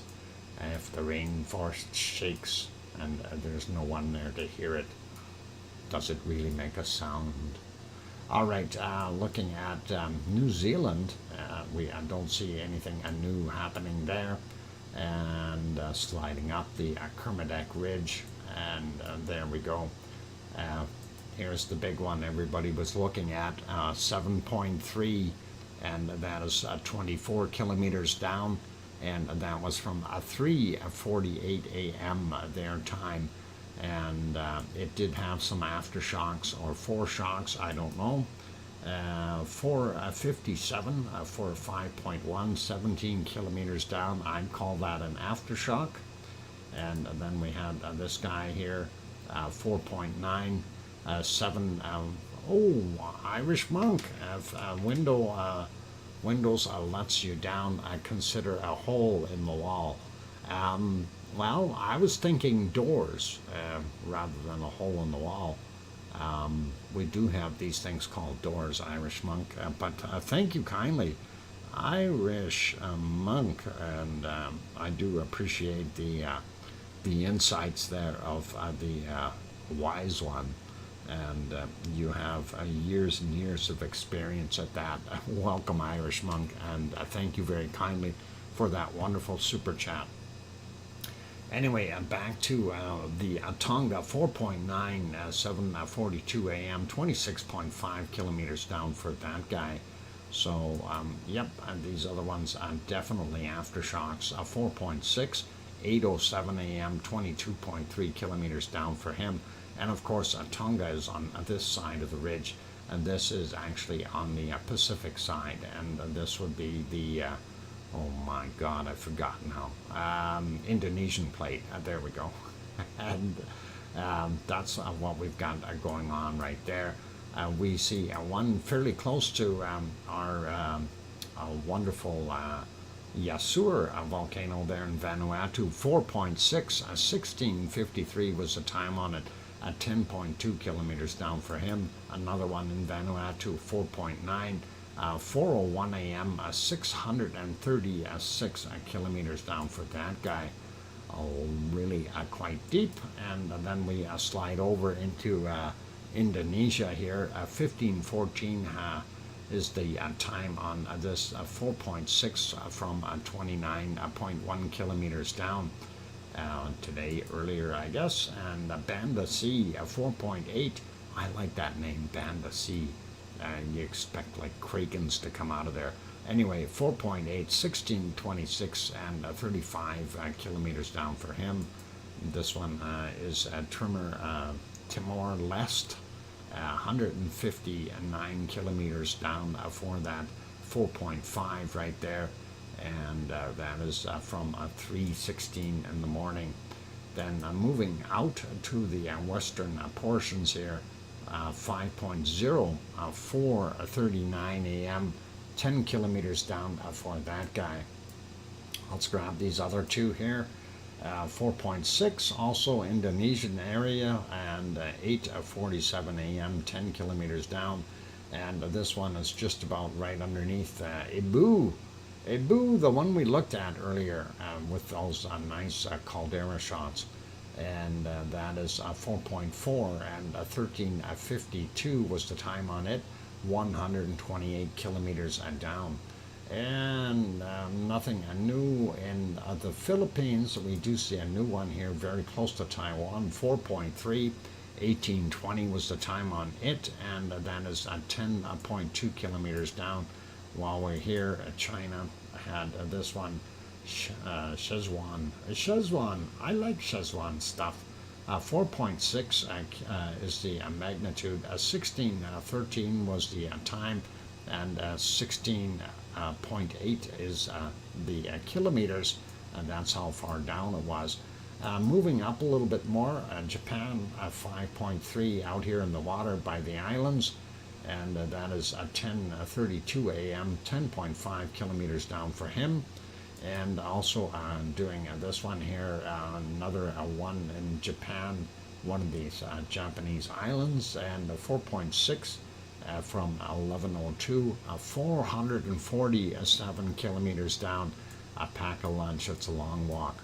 And this guy up here, Kuril Islands, Russia, 4.5, and that is from 14:21, 114 kilometers down for him.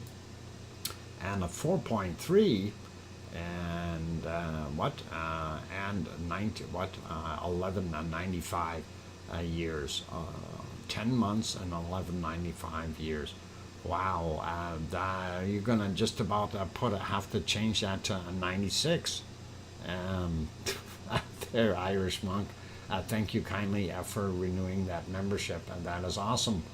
Anyway, 4.3, 17:45, 414.7 kilometers down for him. And looking in here, we got that guy. We do see this up here, 4.4 in an odd spot up here in Russia. And that is 25 minutes after midnight their time. Sliding over a little bit more, we do see this one over in it would be Iran, I guess. Yeah, Iran, and that is 4.6 from 11:44 this morning their time, 10 kilometers down. That, of course, is the Arabian plate, and since Piggy is halfway sleeping and holding the phone, I will let her know that she has to expect some more earthquakes. That's a good indicator that the Arabian plate is still being pushed from the plate down here, and we're going to see some more quakes and go through the Anatolian microplate and pushing the Aegean plate. And sliding over here, we do see another aftershock over here in Italy's waters, 4.2 from 13:41, and it was 4.5 kilometers down. These other ones were a few days ago, or yesterday, a couple days ago, 3 days ago now, I guess. From the 8th, 5.6, so fairly big for that guy. And the other one was also 4.3, that's yesterday's. And hopefully they won't get any more there. We'll see what happens. And looking at everything else, we don't see anything new on this map. We already looked at that little quake that we had out here by Jan Mayen Island, and of course the other ones up by Svalbard. So that's all good, and we will leave that be there. Popping over really quick, having a look at what we've got in the Canary Islands, and that is always fun, and we like seeing what we have. Ooh, some new shakers up top. This is an old one up top here. That is from yesterday, from 2:40 a.m. We've seen that. This and this, these are all new. This, oh no, that's yesterday's as well, 2.5, just off the coast of Portugal, and Lisbon would have been shaken a bit. 2.4 there, that is from 23:28 UTC, and it's 2.4, and that is, how deep is that? 2.4. If I put my mouse on it, it doesn't say. I got no depth. All right. And this other one here is a, what is this guy? If I put my thing on it, another 2.4 without a depth. They're happening on top of the water. I don't know. Anyway, that is what we see in the northern portions. Let's zoom in on La Palma and see what we actually have there. And La Palma looks like it doesn't have very many dots on it today. And two important ones, though, 0.8, and that is from 1:25 a.m., 15 kilometers down, and that is right on the coast. And then the next one is way up top on the ridge, and that is a 2.18 kilometers down from 2021 today. And let's leave that there, pop over to our volcano map. Really, I didn't see anything new popping up on there. I'm going to refresh it, and we have a couple minutes here before another break, so not a big deal. And let's see if we can open and slide that over. There we go. And still everything looking pretty normal. Our two in Iceland, two in the Azores, Michael volcano still down here. Erebus down on the bottom end, holding Antarctica together. No, making gold. And by the way, the amount of gold that Erebus is making, even if you send in full teams to try to get it all, you'll be wasting your time. There's not enough gold there. But you're welcome to it if you want to try that in that cold climate. Anyway, looking at the Ring of Fire, we don't see anything new happening. These guys are all pretty much the same. Still have our trio here down on the islands below Kamchatka, and normal stuff. I don't see anything new on here, and still everything is really pretty much the same, other than the massive quakes. Not seeing any changes at all. And we'll leave that guy be. I'm going to put it back on this map so I can find it later. And then we will pop over to our weather map, a quick peek at the SO2, and then we'll take a break. I'm going to refresh that really quickly. And they only got one snowflake on there for us for tomorrow, so maybe we won't get quite as much snow as expected. Anyway, seeing what's coming out of our Russian area, it's still floating up into the Arctic Ocean, and that is all right. We do see some SO2 here in Alaska, and of course interior of British Columbia still retaining some. And same with up here in the Northwest Territories, and dirty Edmonton, and of course Alberta having a fair amount of it. Looking at what we see in the U.S., really nothing out of the ordinary. And here again, this circulation has changed here, and of course everything from Mexico is kind of getting pushed in and then pulled back out. So it's grinding its wheels, and that is just the way that circulation is for today. And looking at down here, we see everything is heading out into the Pacific, and again, they've got some different circulations as well. And we do see, the stuff from Ecuador and Peru, and even the Colombian ones that are sliding down this way, coming out and coming back in, recirculating, and keeping it all in the same place. We do see very little really coming into the ocean here from the stuff that's being blown over from Chile across South America. Anyway, pretty stale air there, looking pretty quiet as far as White Isle volcano. And then I don't think Leo's got his barbecue on, and not enough smoke coming from there. Oh, hang on, what? Oh, I clicked it. It didn't want to go. All right. Let's. Thanks for mentioning that. There we go. Just so you can see it. Anyway, Alberta. Yuck. And actually, not that bad. And there's your Mexican stuff. You can see that circulating in here. So being a circle, circulating. It's going around. All right. Thanks for saying something, Sue.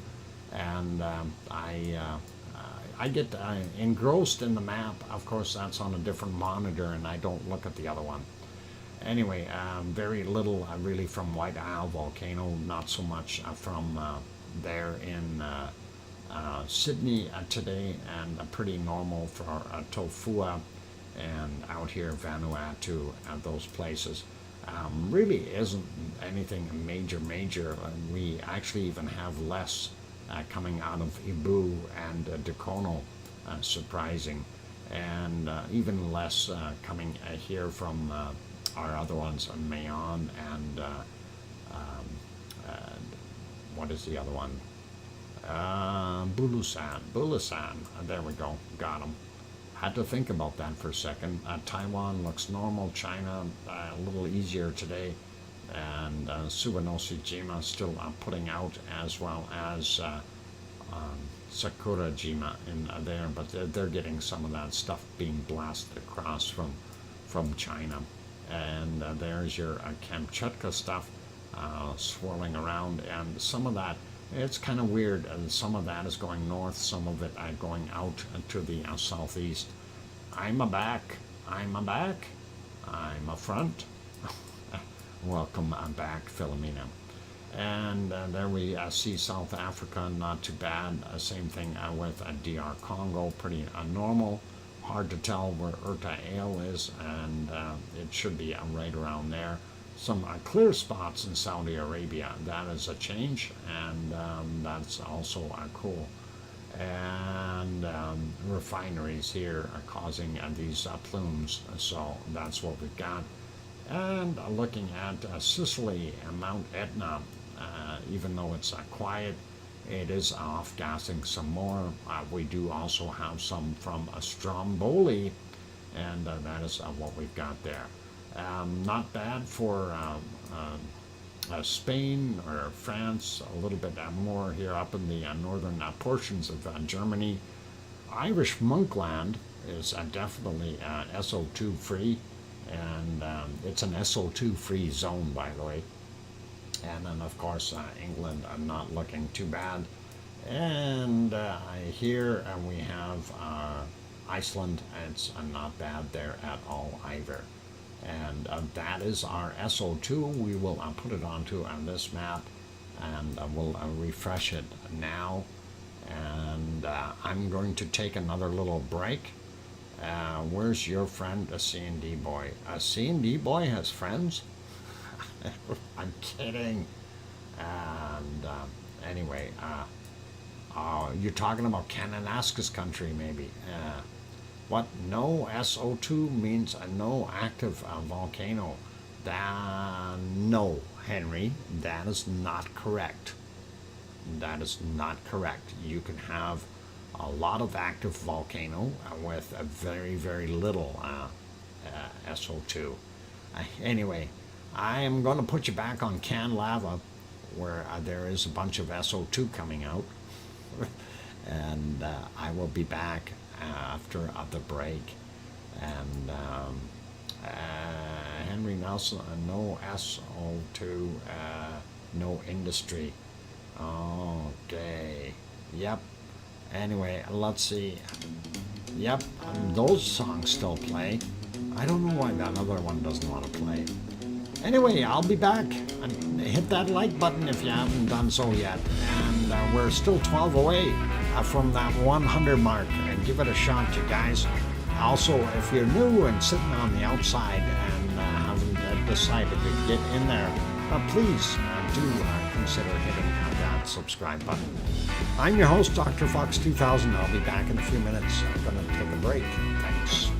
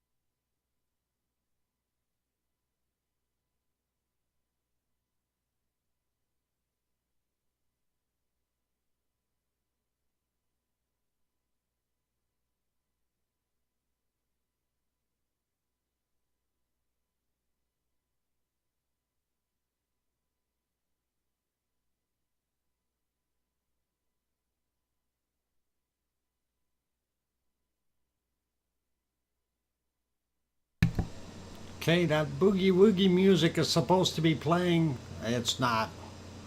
I don't know what the heck is going on. Why is it not seeing the file?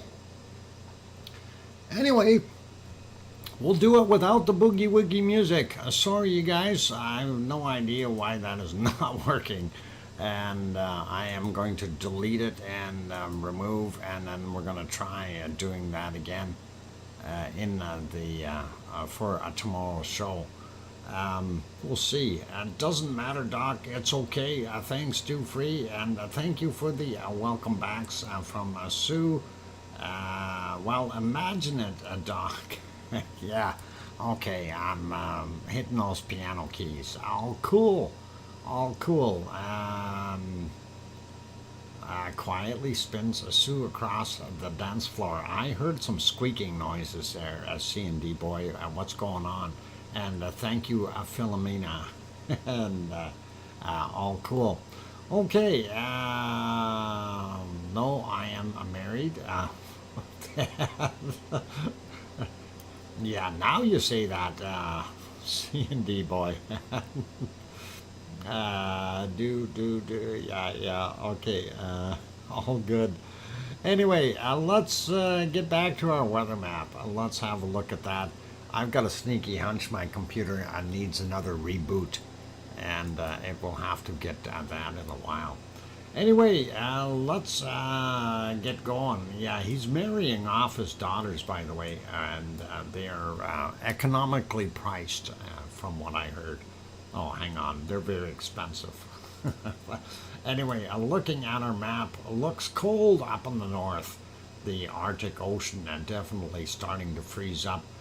We are seeing 18, 19, 20 degrees up there. It's starting to create ice. And Santa Claus is going to be able to get his supplies up to the North Pole without any problems. Anyway, looking at Greenland real quick. Not quite as cold as yesterday. It's only 38, 39 there today, which is all right. Zooming in a little bit, looking at Alaska, they're a little bit warmer as well. Only a few spots up in the north that are really cold in the minus 20 zones. And that same thing goes with northern Yukon. Northwest Territories enjoying a balmy day at only ranging from about minus 8 or 9 to somewhere minus 14, something like that, so not bad. Until you get over here, we got this cold high sitting here for Nunavut, as well as northern Manitoba. And I think they should have just called all of Manitoba Nunavut, because that is really what we've got. Money for reboots to kick Windows. All right, Irish Monk, thank you kindly for that wonderful €10 super chat, and we'll work on kicking it. Some days I feel like it, trust me. Humans? What do you mean? Is there humans here, Henry? That is odd. I never knew there were humans here. Anyway, looking at British Columbia, slightly warmer than yesterday. Coastal areas still showing well above freezing, where the interior is cold. And Edmonton, as mentioned earlier, we did get up to 6 degrees Celsius, minus 6, I should say, today. So balmy. It's supposed to get a little bit warmer as that warmer air blows in. And of course, I don't know what's going on with that high. It's trying to push that cold air back at us, and I really don't want it. Let it go and slide into Saskatchewan and Manitoba where it belongs. Moving over here, though, into Ontario, northern portions a little bit on the cold side, but once you get down into the main populated area, they are enjoying some beautiful temperatures. 13 degrees in Toronto, and even down here in Detroit, not bad, 9 degrees, but likely some rain going on there. There's where our storm Nicole has gotten to, and boy, it's moved quite a bit since yesterday, and we'll take a look at that shortly. Montreal is coming in about 15 degrees, and Quebec a little bit cooler. Looking here in New Brunswick, most of the province is low single digits, double digits down on the bottom here. Looking at Sault's area, 13 degrees for Cole Harbour, pretty awesome. Down on the southwestern side of the island there, we're getting up to 17 degrees. That is really nice, but the other end's only 6 degrees, so depending on where you are, you got some weather and nice weather. And looking at most of Newfoundland below freezing, southern end a little bit warmer, but not by much. Top end of Quebec and Labrador and Newfoundland area, we see some of those cold temps, a little warmer down to the south. Anyway, I was going to talk about this storm here. So remember yesterday it was here, and it's really made tracks. It has moved quite a ways up. That is pretty awesome. I've been watching it and watching it progress, and I thought, okay, yeah, Grandma B's getting some rain now and stuff like that. But that is pretty nasty. Just so you see what it's doing precipitation-wise, and that's kind of where the water is being dropped right now, and that gives you a pretty good idea. So that may end up going up into Ontario as well. Well, it already is by the looks of things. So very interesting to see that, and the Boston area, New York, and those places, they're going to get some of these aftershocks. But let's continue on with what we're seeing here. For the most part, it looks pretty darn nice on the eastern side, temperature-wise. 19 degrees in New York, 19 in Boston, and really here at 20 degrees Celsius, or 68 Fahrenheit for you, Grandma B. And then Charlotte and North Carolina, 19, and that is not bad. Atlanta coming in at about 17, a little bit cooler, but we do see some warmer temps down on the bottom end of Florida, and getting in on the Panhandle, though a little bit cooler there. And we do see still not bad temperatures. Baton Rouge is nice, and that is okay. And the only warm spot right now, and I watched this kind of sink down too. It was kind of horrible to see, and I seen that line just above San Antonio and Houston, and then all of a sudden it starts going green and yucky cold. So 9 degrees in San Antonio, 13 in Houston, Dallas coming in at above 5 degrees. They may get another snow if things keep going, but down here in the very bottom end, they're still holding on to that 25, 26 degree Celsius stuff, and that's what we've got. Yep, Death Valley, I was going to get there, Sue, and thank you for posting that. Down the western side here, everything in here is really cold, so western side, again, Portland, somewhere around 4 degrees, and not very warm, and San Jose coming in at roughly 9. LA still in the sunshine at about 14, 15 degrees right there. Phoenix not so warm either, only 12, and that is what we got. Las Vegas coming in at about 7, and of course Death Valley. Make sure you wear your jacket, otherwise you're going to freeze to death. 58 degrees Fahrenheit and 14 Celsius, so definitely need that. And anyway, going down a little bit further, we see more of our wonderful stuff through here. Warmth, and the higher elevations, of course, including Mexico City, only getting 16, 17 degrees today. Seeing what we've got, Cancun, no more 28 degree temps there for right now, only 25 degrees. And looking a little further down through Central America, we do see a lot of circulations going the wrong ways. And seeing what we've got here in the Amazon, nighttime temperatures, of course, 25, 26 for the most part.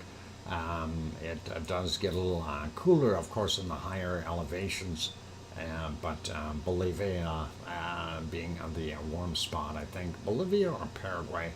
I think Paraguay, 29 degrees in a couple of places. Ooh, 30. That is not bad. So they've got a little bit of warmth there, which isn't that bad. Bottom end of Brazil still has those cold patches. And of course, Uruguay here showing up as not bad, 20, 21 in the interior areas. A little cooler out in the eastern side here is 16, 17. So really not that bad. Buenos Aires itself coming in at 21 degrees Celsius and looking not too bad for most of Argentina there. Chile, of course, once you get into the higher elevations, is chilly. Sliding over a little bit, having a look at New Zealand. And yep, New Zealand actually not too bad. 20 degrees in some spots on the South Island, but a little cooler on the west side. Probably getting a little bit of rain there, we'll see. And of course, Grenzet's home, somewhere up here, about 20 degrees Celsius.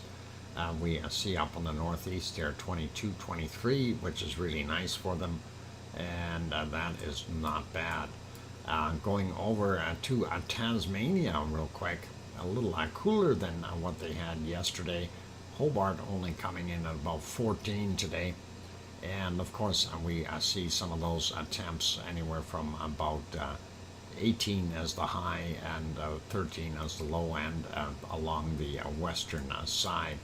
Melbourne coming in at about 20 degrees today. Sydney probably about 24. There we go. Beautiful weather there.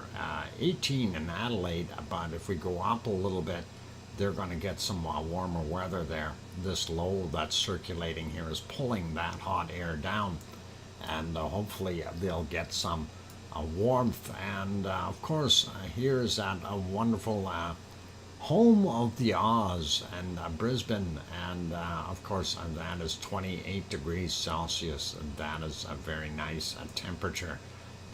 While we're here, let's take a quick look and see if we can spot our hottest place on the planet today. And so far, 40 looks like about the correct temperature for the hot spot. I don't see too much, and that is one heck of a big hot spot. There we go. Yeah, I'm not seeing anything more than 40 there. And just peeking up here real quick. Yeah, so 40 Celsius is about the best we can see there. 17 in Perth, of course, they've got some cold air being blown up here, likely due to a ridge in here because of that low. And let's move up a little bit more, and we see different circulations around the Tonga area. This high here doing its thing, a low going the other way, and between them they're trying to throw the cold air up here. And of course, where the cold and warm air mix, you're going to see a lot of precipitation. Looking at this area in Indonesia, Philippines, and of course Indonesia and Papua New Guinea, all that stuff. Malaysian area, wow, 31 degrees, holy mackerel. And it's warm in Bangkok today, 58% relative humidity. Good thing it's a dry heat. That is pretty awesome. 104, yep, that's pretty hot. It is, definitely. Anyway, sliding up a little bit more, we see in Japan, bottom end at 21, 22 degrees, and not bad. And it seems to be about Tokyo where the cutoff point is, and things start to get down in temperature. And once you get to the northern end, for the most part, they're still holding double digits kind of thing, but that's okay. for right now. Then once we get up in the Kamchatka Peninsula, everything is definitely below freezing, and our Siberian cold, Siberian low is starting to work its wonder, and that is getting colder and colder and colder. And let's see, what have they got? Minus 38 is what I seen for the low there. So, yep, almost the same as, minus 39 as what we've seen in Greenland. Anyway, sliding down a little bit more, looking at India, they are pretty much normal for what we always see there. We do see that very cold stuff up here in the Himalayas, but I'm sure that'll change a little bit over time. Bottom end of South Africa, pretty normal for what we see. 16, 17 in Cape Town, not too bad. And Irish Monk gifted another membership. Thank you very kindly, Irish Monk. And let me just get that written down. Irish Monk gifted one membership, and Real Bounty is the one who got that. Lucky Real Bounty. Congratulations, and getting a 1 month free membership, and that is compliments of Irish Monk. Anyway, looking at our temperatures here in Central Africa, fairly moderate, all things considered. Now, these are nighttime temperatures, of course, so that's what we've got. And looking at Oman and UAE is actually even a little bit colder today, a degree or two, but not by much. Bottom end of Saudi Arabia, also about the same. Top end, still the same. 13 is what we had on the top here yesterday. Same thing goes for Iraq, but they're all the way up to, I guess, 7, 8 in the very top end there of Iraq. And then Iran, I won't even talk about it. I ran away from that place. Anyway, Turkey, looking at Chile. Hang on, Turkey, Chile, Turkey. I don't know if Chile, Turkey will work. But that's what it looks like. And of course, home of Piggy, and she had 16 degrees earlier, so I'm thinking it's still there. You still a chick as long as you know when you was young, huh? Chicks? Is there chicks? All right. Chick. Is that like a chick flick? Anyway, let's look here. We're starting to see some real cold temperatures in northern Africa, and that is not good. The Sahara Desert is going to turn into an icicle. And looking at Sicily, and not so good there either, and starting to cool off. Same thing goes for all of Italy as well. And only seeing 8 degrees in Milano. New Irish Monkland right here, still on the bottom end, definitely a little bit warmer than the top. And if you go to, what is this,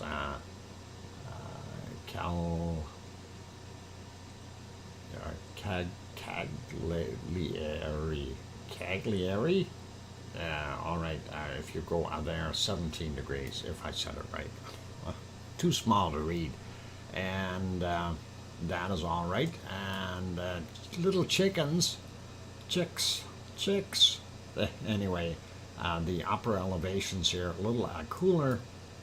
So Irish Monk, get yourself a place down here or here on this side, and that'll be all right. Just stay away from the refineries. There's some refineries right in here. You don't want to be anywhere near those. You want to stay away from them and get clean air. You can go over here. There's a river. You like rivers, don't you? Cagliari. That's almost like calamari. But all right, but it looks good anyway. Thanks, Irish Monk, and we'll see what we can do. Looking at Spain, a lot cooler down on the bottom. Still a little bit of warmth, but getting into single digits for the most part. And looking at Portugal up in the north, they're a little bit on the cool side there too. France bottom end still got some warmth, and we get up in the upper areas again, single digits for what we're seeing. This high is not helping any, keeping everything cold, and that includes for Belgium and Luxembourg, and of course Holland as well, fairly cool. And I'm jealous.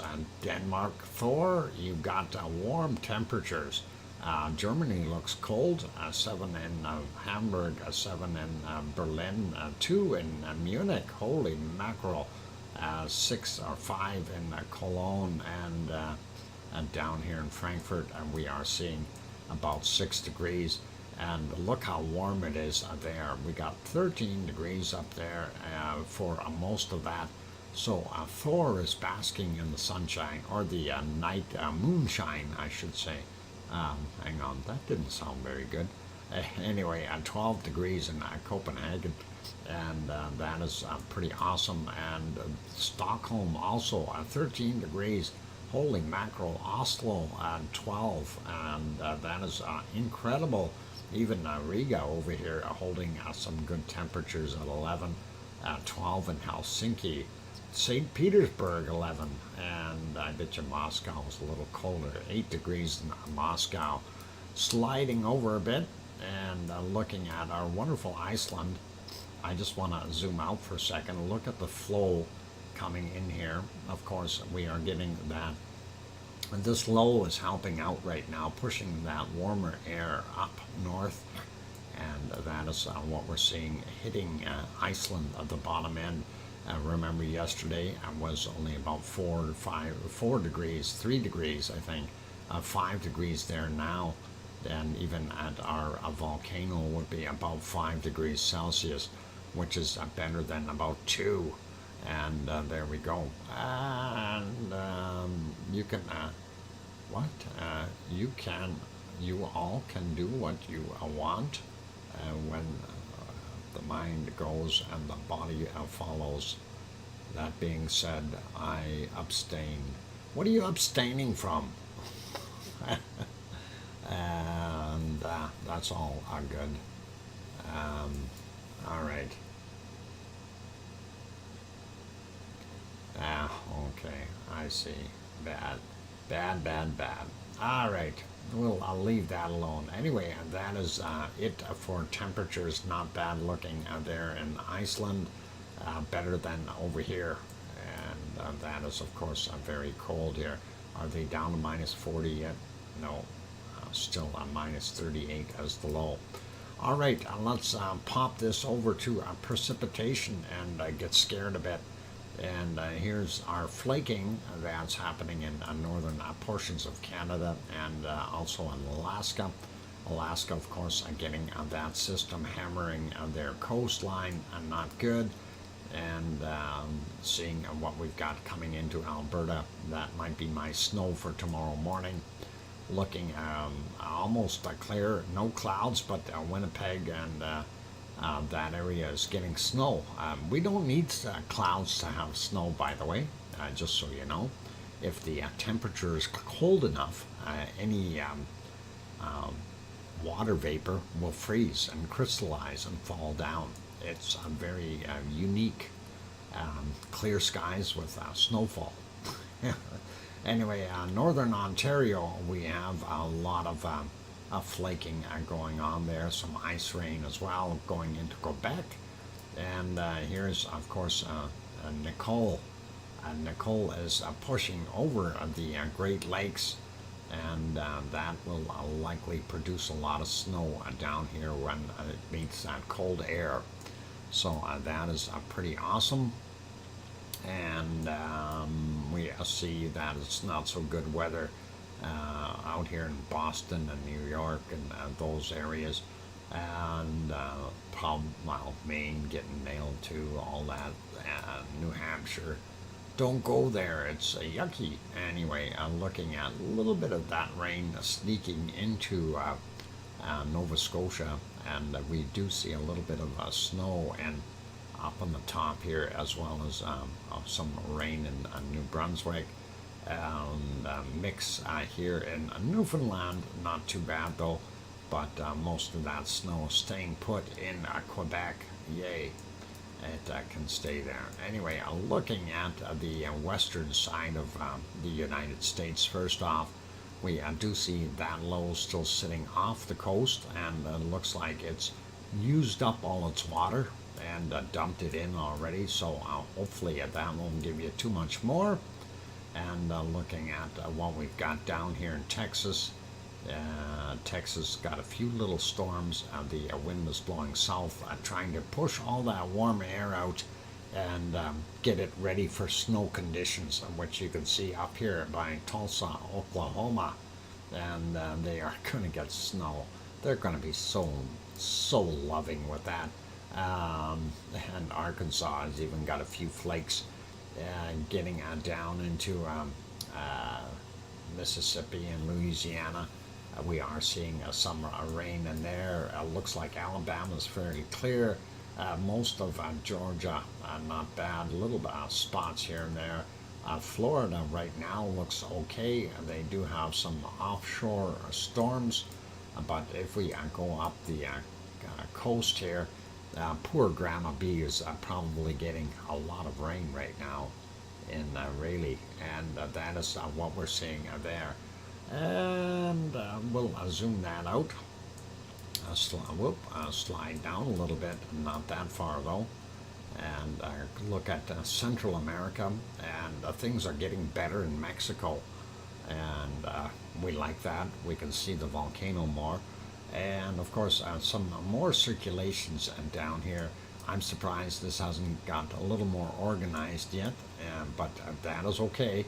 And we see a bunch of spotty areas there in our rainforest, as well as the rest of Brazil, and then coming all the way down here into Argentina and all the way down.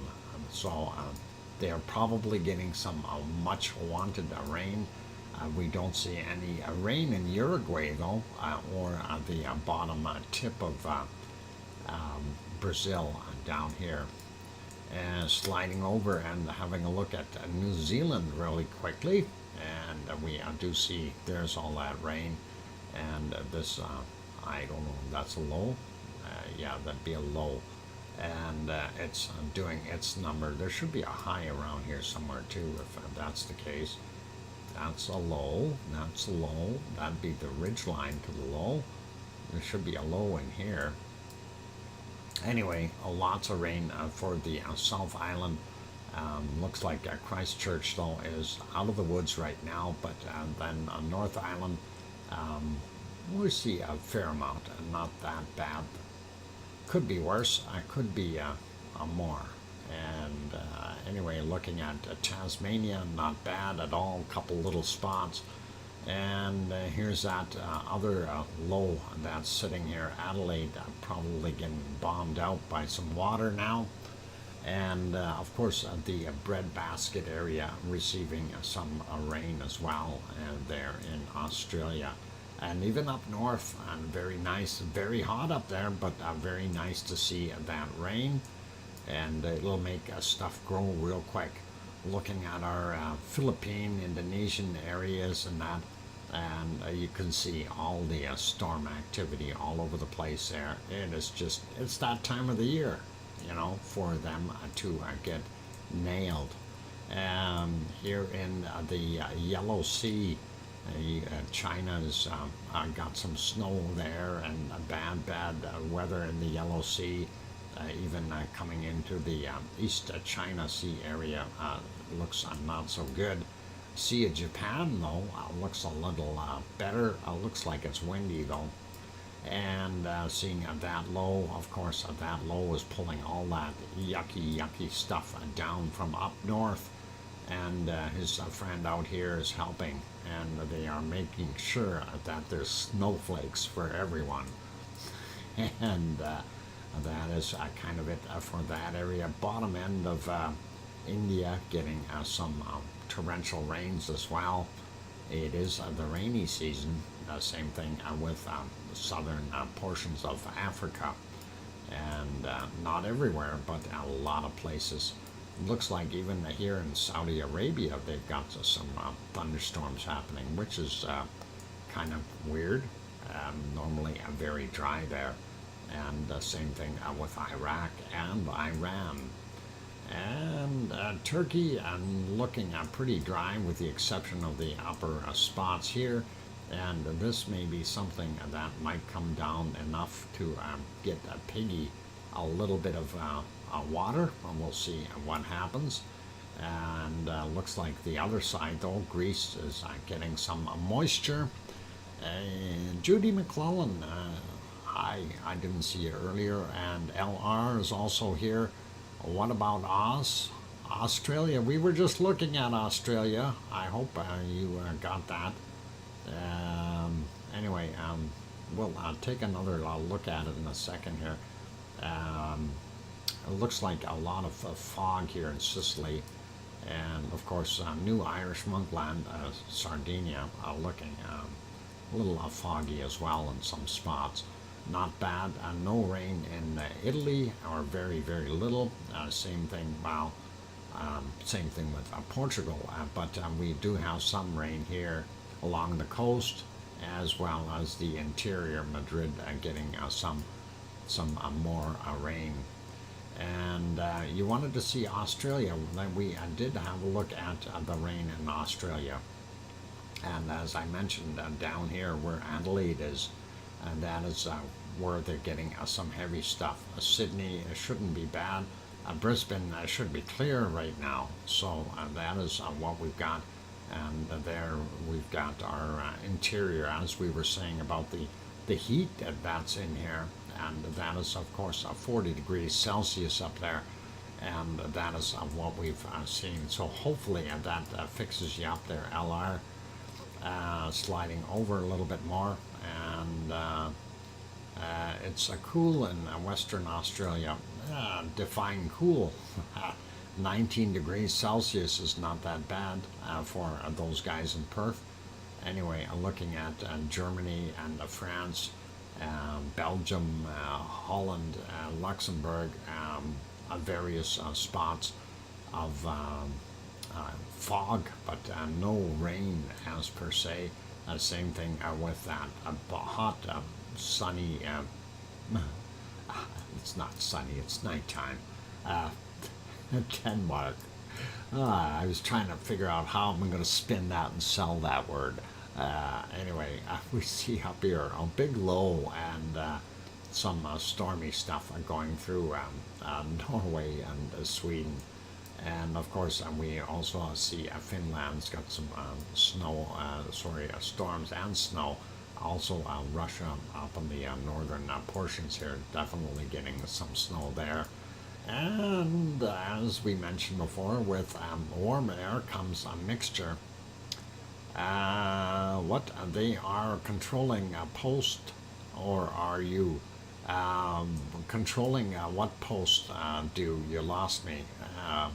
As far as what is showing up on the map, I don't do that. They do. This is their map, Ventuski. Not my stuff. Okay. Oh, what? I don't know what you're referring to there. Then, if YouTube does, well, YouTube doesn't control what. Well, the posts. If you're say, yeah, they do. If you have bad words and stuff like that in there, do free, they won't even allow it to go on in some cases. So that's something you want to take a look at. Just remember that this is also got a bunch of young people watching this stream. So just very careful with your wording, and remember, we've got some people that are early teens kind of thing watching, and I tried to something was controlled, Dr. Fox, there was nothing bad. Oh, okay, well, that does happen too. and I have not got any ideas why it does that. There are certain things they just don't allow, and I've written stuff before too where it turns the thing red and tells me that it's not doable, and I just shake my head at it and go, well, there's no swearing, there's nothing bad there, why are they holding it? Anyway, let's carry on here. Looking at Iceland, of course, we do see some ice rain in there, as well as snow out in the central portions here. Really not that much liquid coming down right now in the Reykjanes Peninsula, and that is okay. Out to the east of that, though, lots of ice rain and snow in places. So careful where you're traveling, and more rain to come by the looks of things. So they are going to get wet a little bit. And of course, let's take a look and just back over here and look at this storm. So, yep, that is still heading north, and it'll probably follow a line like that and end up causing some mix once it gets up a little bit further. So this area in here that's not covered, that's going to end up all getting some ice rain if this stuff pushes down a little bit more. Okay, on that friendly note, let's take a look at the coldest place on the planet today. And that is, we're going to find the coldest temperature down in Antarctica. And we hopefully will find something bitterly cold, and that is going to make your socks stand on end. Anyway, I see a minus 59 so far, and we're still looking. And what else we got here? Just scanning around a little bit. And yeah, I don't see too much really cold stuff, but let's go back here. Minus 59. Do we have minus 79 in that same area? No. It's got to be here somewhere. Something colder. Come on, show me a cold spot. Minus 59. I'm going all the way across. Up, down. Nope, minus 59, 58. I'm sure there's a minus 60 in here somewhere. Oh, well. All right, I'm gonna give up. I see a minus 59. Hang on, I found one. Minus 60. There we go. And I don't give up. I'm at minus 60, and that is as far as I can go. And Sue Hayes, oh, she's found that minus 60 as well. And here I thought I'd beat her. Darn it. Sue, you got me. Anyway, that is cold enough, though. And I guess we have to go feed the penguins together. Anyway, there you go, you guys. That is our cold temperature. And that is bitterly cold, and minus 60 degrees Celsius. It's just crazy.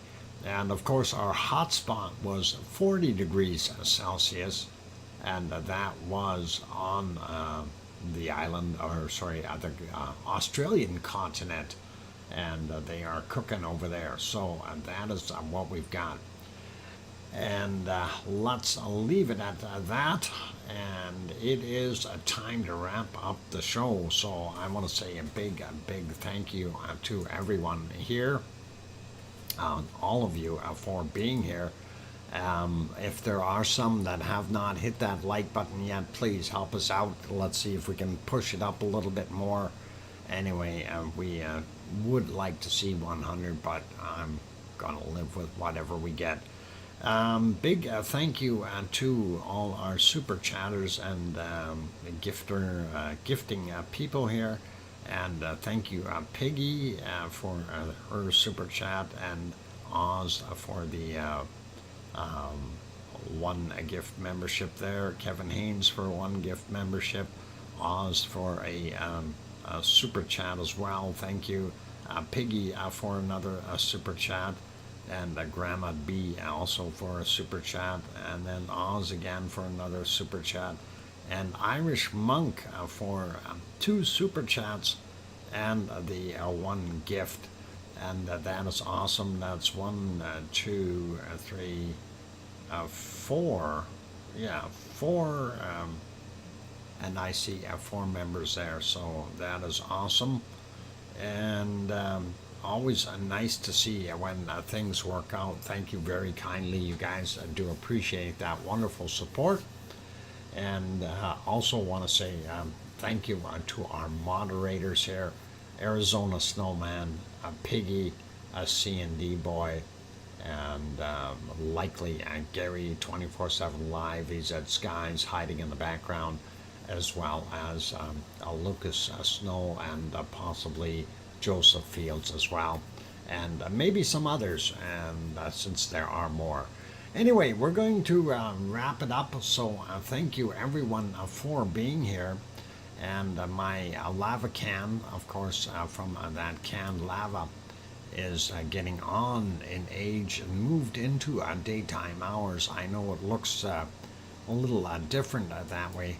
I prefer to see canned lava from earlier.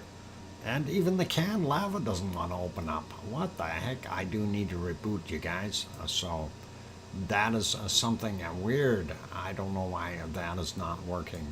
What about if I turn this one on? Will that work? No, it won't allow me to turn those on.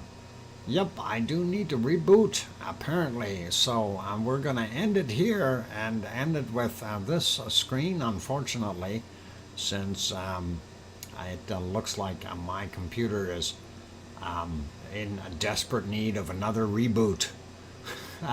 It drives me crazy. Anyway, be good, be kind, take care of yourselves. Thank you, everyone, for being here, and we really do appreciate it. And today, of course, is Friday. Tomorrow is Saturday. Remember, the show starts early tomorrow by 3 hours earlier than today. So for all those good people in Europe, it'll be a little more pleasant for you. On that friendly note, take care, everyone, and thank you again for all your support, and also thank you for all of you being here. Take care. Most of all, please, make sure you tell your loved ones that you love them tonight, for tomorrow is never promised. I'm your host, DrFox2000, here in Edmonton, Alberta, Canada, and we'll see everyone tomorrow. Take care and good night. Oink, oink.